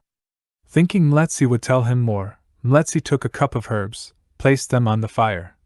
"These things that you will see are for you, and they will help you later down the road." Let us pray. They prayed for an hour, and Wanyanyekovu closed his eyes and saw darkness had covered him once again. The darkness had covered Wanyanyekovu for a long time until he saw a faint light ahead of him. Walking toward the light, he saw men, women, and children walking with him. The closer he got to the light, the more people were around him. The entire area was covered in darkness, and when they finally reached the light, there was a silver ladder going up toward it. The elderly headed up the ladder first, then the women and children, lastly, the men. Wanyanyekovu started helping people up the ladder before he started climbing it. Wanyanyekovu would often take minutes, even hours, before taking one step up the ladder. The elderly was slowing people down, so the children started going on the opposite side of the ladder to pass them. Others did the same as the line began to move faster. Wanyanyekovu was relieved. "Excuse me," he repeated as he smiled back at them. Hours had passed, and the ladder seemed endless. Wanyanyekovu sped up his pace. In doing so, he accidentally stepped on an older man's hand. He heard a scream that lasted for 5 minutes as the man fell from the ladder before hearing a loud thump. Upset, Wanyanyekovu stopped and cried in pain and anguish over what he had done. Suddenly, he heard the people below him screaming as they fell from the ladder. Looking down, he could see something or someone coming toward him at great speed. It was knocking the people off the ladder. Whatever it was coming too fast. No one recognized what it was as it got closer and closer. It began to purposely knock the people off the ladder in a circular motion around the ladder, moving like a tornado. The screams got closer, and many jumped off the ladder out of fear. To anticipate the object's movement, Wanyanyekovu attempted to avoid the thing by going from one side of the ladder to avoid being knocked off himself. When the object got close to him, it stopped in front of him. Wanyanyekovu looked at the creature. A human body which was naked, but without extremities such as the nose and mouth, but had millions of small eyes all over its body, blinking constantly. The demon stopped where it was. It looked into Wanyanyekovu's eyes and growled. Wanyanyekovu was awoken, and there he was, sitting in the structure. "Let's," said to Wanyanyekovu. "It is finished. It's time to finish Arjun," Wanyanyekovu said. "Why? It has not even been half a day yet," Letzi said to Wanyanyekovu. "Oh, but it has. 3 days have passed, and it's about to be a fourth. Your perception of time is not as mine as the Torah mentioned. A day could be 1,000 years, and 1,000 years could be a day." Wanyanyekovu was in a bit of shock, for he just knew without a doubt it was the same day. But, because the structure didn't have windows, he did not know when the sun had risen or set. As Wanyanyekovu exited the structure, it disappeared. There in front of him was a meal that suddenly appeared. It was a rabbit slowly roasting on a small fire with mixed vegetables simmering in a pot with a small pot of rice next to it. Wanyanyekovu smiled. Sabaoth is mighty and wonderful. He had mixed feelings throughout the day, but now he felt a strong sense of joy, and it consumed him as he sat down. He just wrote poetry to explain his happiness. Why fast? Why do one need to fast? To loosen the bands of wickedness. What in the hell does that mean? Then the truth came to me. I saw, yes. I now see, and then I knew. Fasting. It breaks down the flesh. Much like venom from a snake, that slowly kills the flesh. That proceeds with death of that flesh. We are to die so, the spiritual man can rise, he wrote. Been so long. Been so long, since I've seen joy and love. Yes, joy and peace.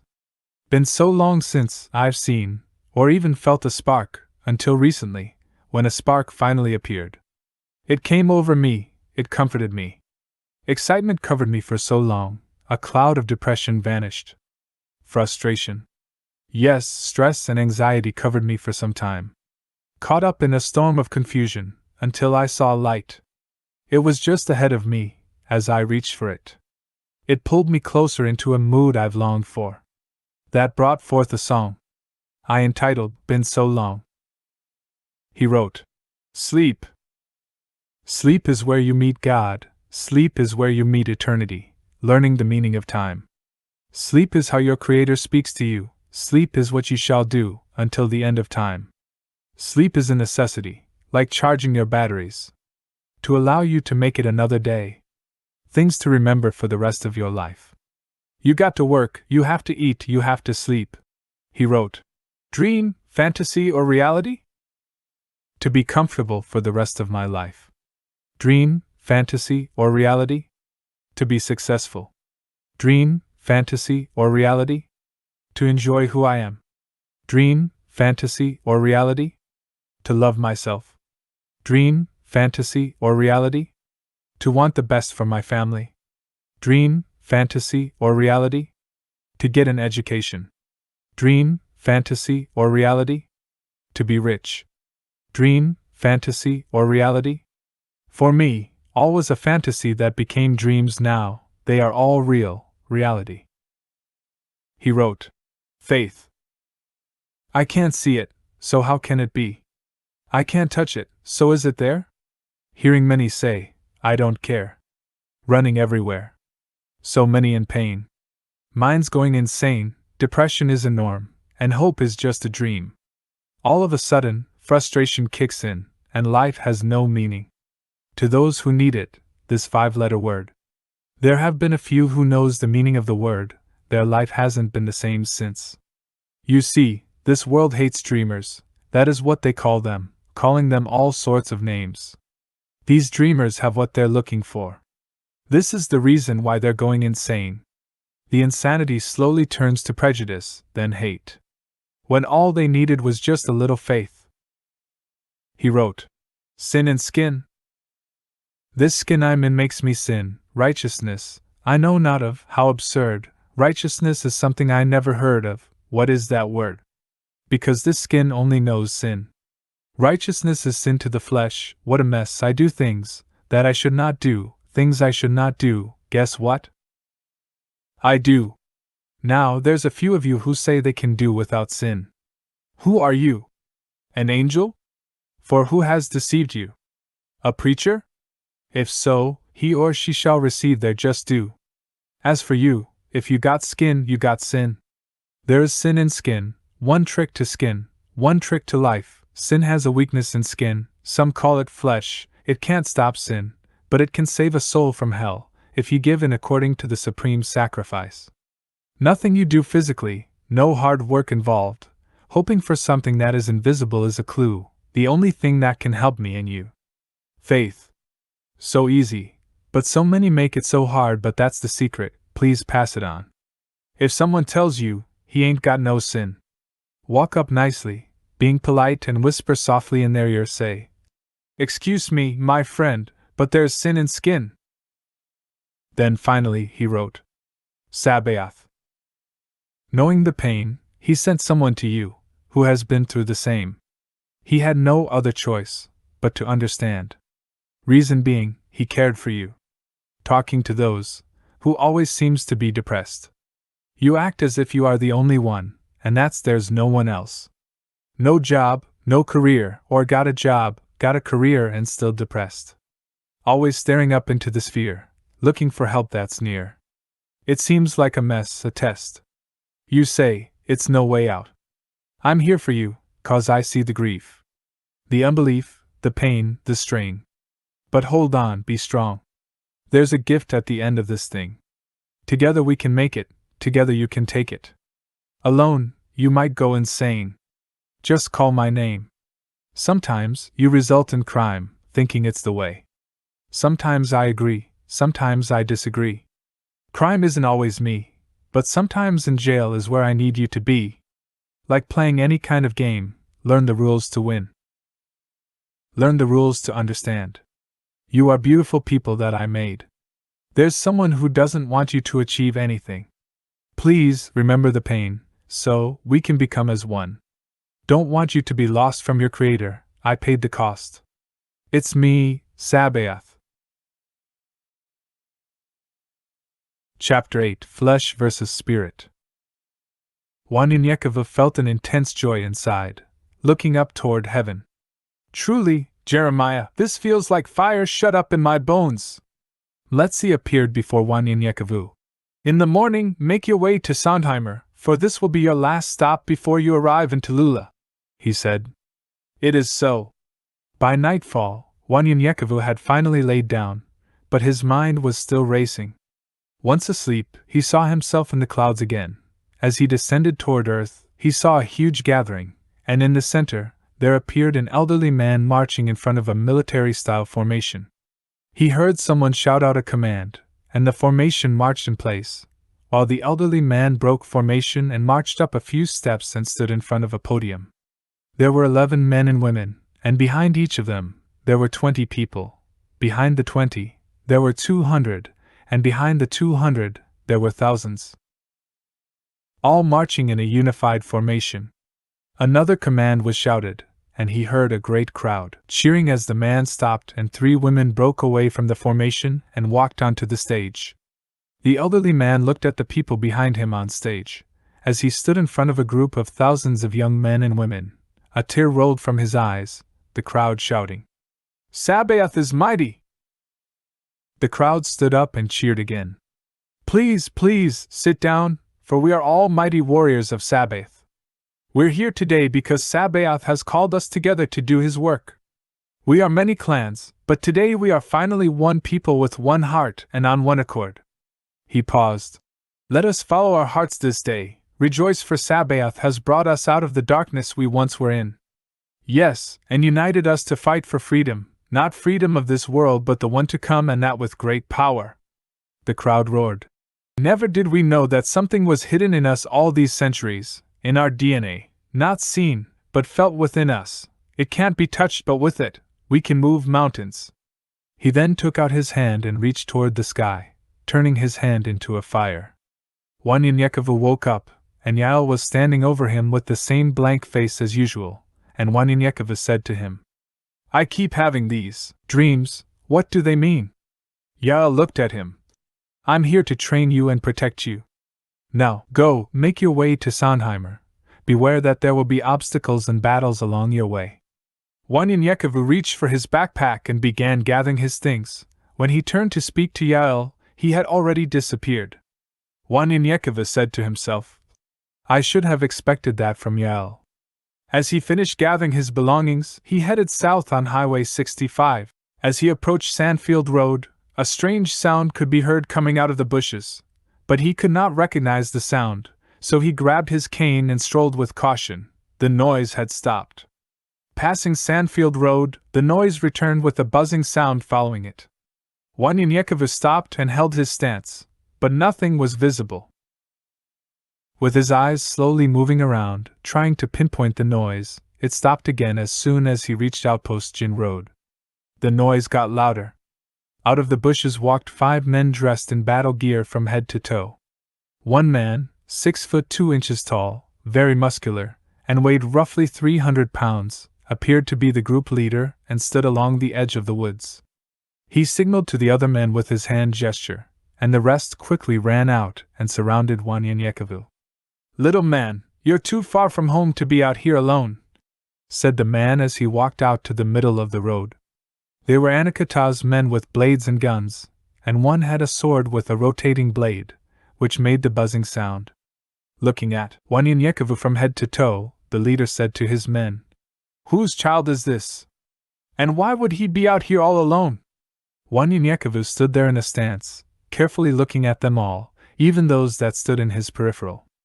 "I am not a child and definitely not alone, for Sabaoth is with me everywhere I go," Wanyanyekevu said in anger after being referred to as a child.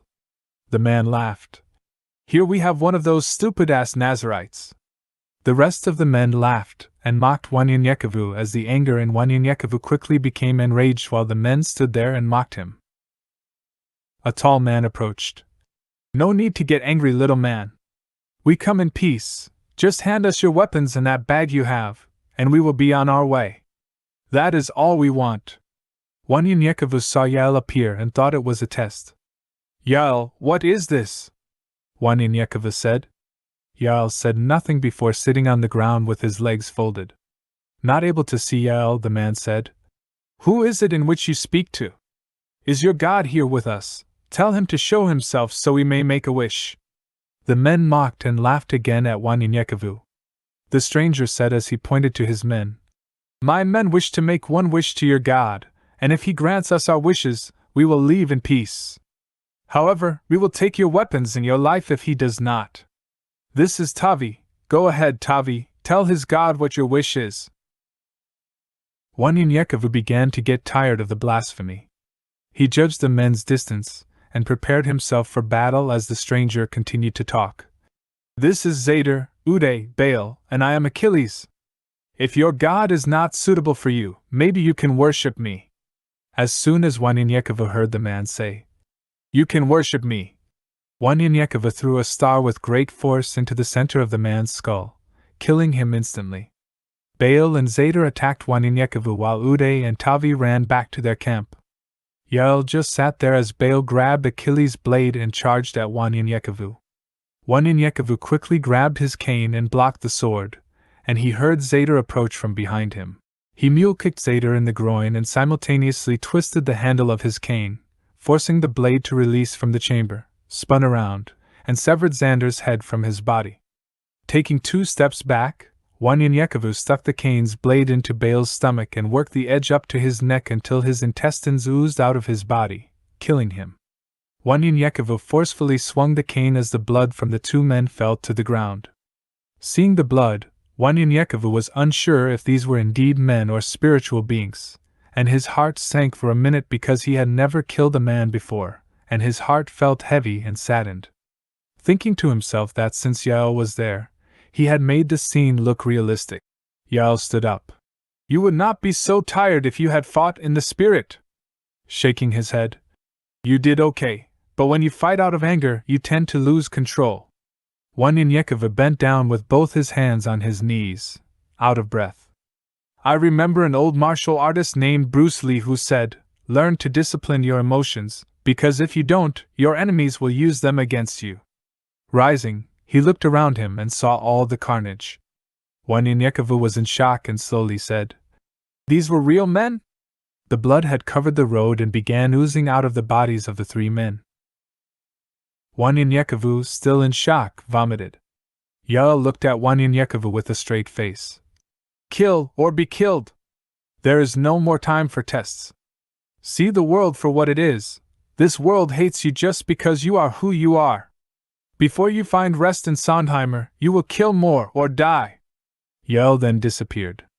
Wanyanyekevu walked over to a samurai that he noticed lying on the ground. He flipped it over and noticed it was old and nicely crafted. Looking at the details, it was a Wakatilian sword. Excellent craftsmanship. I'm going to keep it for myself, he said to himself. Since Wanyanyekevu was an excellent hunter who knew about tracking, he said aloud, Those other men probably ran back to their camp. If I stay on the road, they will find me, but if I leave the road, it will not be easy to track me. Wanyanyekevu decided to re-step in their tracks until he found a place to hide until they passed. 20 minutes later, Uday and Tavi had returned with more men. He could hear a man speaking to Tavi and Uday. How is it a child has defeated my brother? Tavi nervously said. This child just threw some kind of object, and it hit him dead in the middle of his forehead, killing him instantly. Wanyanyekevu waited for 10 minutes and headed south towards Sondheimer. He found himself in what might have been a sugarcane field, for there was sugarcane growing wild in some spots. He stopped for a minute and rested as he cut off a piece of sugarcane. As he ate it, he heard the men, but he could tell there were not as many as before. They must have split up. He stood on his knees and waited for a while before moving on. There was a road ahead, and Wanyanyekevu got low, stuck his head out of the field, and looked in both directions. Reading an old street sign, he could tell he was on the corner of Parr Road 1131 and Parker Road. He waited a while longer, staying low, trying to rush to the other side. Wanyanyekevu felt 2 presence, one of compassion and the other of hostility. Just then, like a flash of light, he saw Mletsi anointing his hands and laying them on him in a vision. You have the gift to search a man's heart. But not only a man, but also all of Sabaoth's creations. You will know if he lies or speaks the truth. Then he returned to the present. Before he got to the other side of the road, Uday and Tavi were shouting. He's here! Wanyanyekova looked at the two men standing before him with weapons drawn. I'm not here for trouble. I'm just trying to go my way in peace. You guys were the ones that attacked and harassed me. I was just defending myself, Uday said. That might be, but you killed someone's only brother, and he will not allow you to live another day for your actions. Wanyanyekova shook his head. I understand. I will fight him and only him. If I win, you let me go in peace, and we will leave it at that, Tavi said in anger. If you kill one of us, you have to kill all of us. You fucking Katie. Trying not to get mad as he did before, Wanyanyekova turned to Tavi. I will permit no man to narrow and degrade my soul by making me hate him. A quote by Booker T. Washington. Tavi turned red with anger. Fuck you and Booker T. motherfucker. Taking a deep breath, Wanyanyekova, looking at Uday. Booker T. Washington also said, associate yourself with people of good quality, for it is better to be alone than to be in bad company. The rest of the men walked out of the woods and Wanyanyekova tried to reason with the men. I beg of you, I understand one of you wants revenge for your brother's death, and that I understand, but let me just fight that one, and if I win, let me go in peace, but if I lose, I will accept my fate. A man walked up and stood in front of Wanyanyekova, saying to the crowd of men, You mean to tell me this boy, pointing his finger at Wanyanyekova, killed my brother? I would be a fool to believe such a thing. He then turned to Tavi and Uday. You two are trying to deceive me with foolishness, and for that, I will take your lives. He commanded the men to take the two and forced them to kneel in front of Wanyanyekova. You may go on your way, for these men tried to have you killed. Wanyanyekova said to the man. I killed the men that harassed and tried to kill me, but I can honestly say it was self-defense. Tavi and Uday sighed, in relief. Achilles was my brother, the leader of these two men. If you did truly kill him, it's their responsibility to kill you first, and if they cannot do it, then I shall. Wanyanyekova felt the heart of the two men again, and knew that Uday was not a killer. He said to the man, Mister, I don't want to fight either of them, but be on my way in peace. The man shouted, In peace? There is no peace, for my brother is dead. As sure as my name is Anatoly, someone will die today for my brother's death. Tavi rose and grabbed Uday, saying, We shall fight for the honor of Achilles and revenge your brother's death. Wanyanyekova then stood in a stance, and in the corner of his eyes, he saw Yael standing there with his sword drawn. Wanyanyekova turned to Yael. I shall fight in the spirit and conquer my enemies in the name of Sabaoth. The men were confused, and Tavi said, This boy speaks foolishness like a madman. Wanyanyekova looked around and felt every man's heart, and then into Uday's eyes before turning to Anatoly. Let me quote one more foolish thing before you see death. It's by Booker T. Washington as well.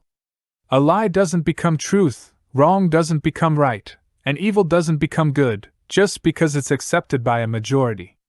Wanyanyekova bowed, quickly got into a stance, and pointed for Tavi and Uday to advance. He took the butt of his cane and knocked Uday out. Turning slightly, he cut off Tavi's hand. Tavi yelled in pain. Quickly, Wanyanyekova turned again and severed his head from his body. Before his body hit the ground, Anatoly shouted the men's name to attack. Uwe, Klaus, Hans, Otto! The men rushed to Wanyanyekova while he was placing his cane around his shoulder. As Wanyanyekova grabbed Otto's arm and turned him around, he bent and broke it. While breaking his arm, Wanyanyekova grabbed Otto by the neck and, using his body weight, spun around and broke Otto's neck. As Wanyanyekova's feet hit the ground, he mule-kicked Klaus. Klaus bent over in pain. Wanyanyekova rolled over Klaus's back and punched Uwe in the throat with so much force that he stood there gasping for air. Hans tried to pull out a sword, but Wanyanyekova grabbed it before he could and killed him and Klaus with the man's own sword. As Uwe stood still holding his throat, Wanyanyekova took Hans's sword and plunged it into Yui's heart. Once again, Wanyanyekova reached for his cane and fought the men quickly, gracefully, and with power. As Anatoly became furious, he shouted, Gabriel, Alexander, Afanasy, Ariv! The men approached. Wanyanyekevu killed the men almost as quickly as Anatoly called their names out. Outraged at how Wanyanyekevu killed his men, Anatoly called the rest of the men. Buvin, Chirag, Darshit, Divans, Veshan. Wanyanyekevu took out his new samurai and a few of his throwing stars this time, and they all perished at the hands of Wanyanyekevu. Wanyanyekevu, covered in blood, stood there amid the bodies he had just killed. Stepping over them, he slung his samurai, and the blood flew off the blade. He twisted the cane, and the blade withdrew back into its chamber. As he grabbed a few of his throwing stars, I have never met men with so much hatred and anger towards someone that they don't even know, Wanyanyekevu said as he latched his cane to his back and walked toward a dumbfounded Anatoly. But today, you may know that I serve Sabaoth, and this boy that you called me shall take your life, not because I'm mad, but that you are evil and Sabaoth hates evil men. Anatoly took out a pistol and raised it to shoot Wanyanyekevu, but Wanyanyekevu fell to the ground, flipped, and grabbed a shield of one of the men that laid on the ground. Hiding behind the shield until the shooting stopped, Wanyanyekevu grabbed a star and threw it into the man's hand, making him drop the weapon. Anatoly shouted in pain, "You motherfucker!" Wanyanyekevu throws another star into his throat. Grabbing his throat, Anatoly started choking on his blood. Wanyanyekevu picked up Anatoly's pistol and shot him twice in the head. Afterward, he dropped the gun and walked over to Uday and shook him until he awoke. Go now to Lake Providence there. You will look for a man named Tabitha. Tell him his son Wanyanyekevu sends you there for refuge and peace, and all shall be well with you. I have seen your heart, and you will be around people with the same heart and soul.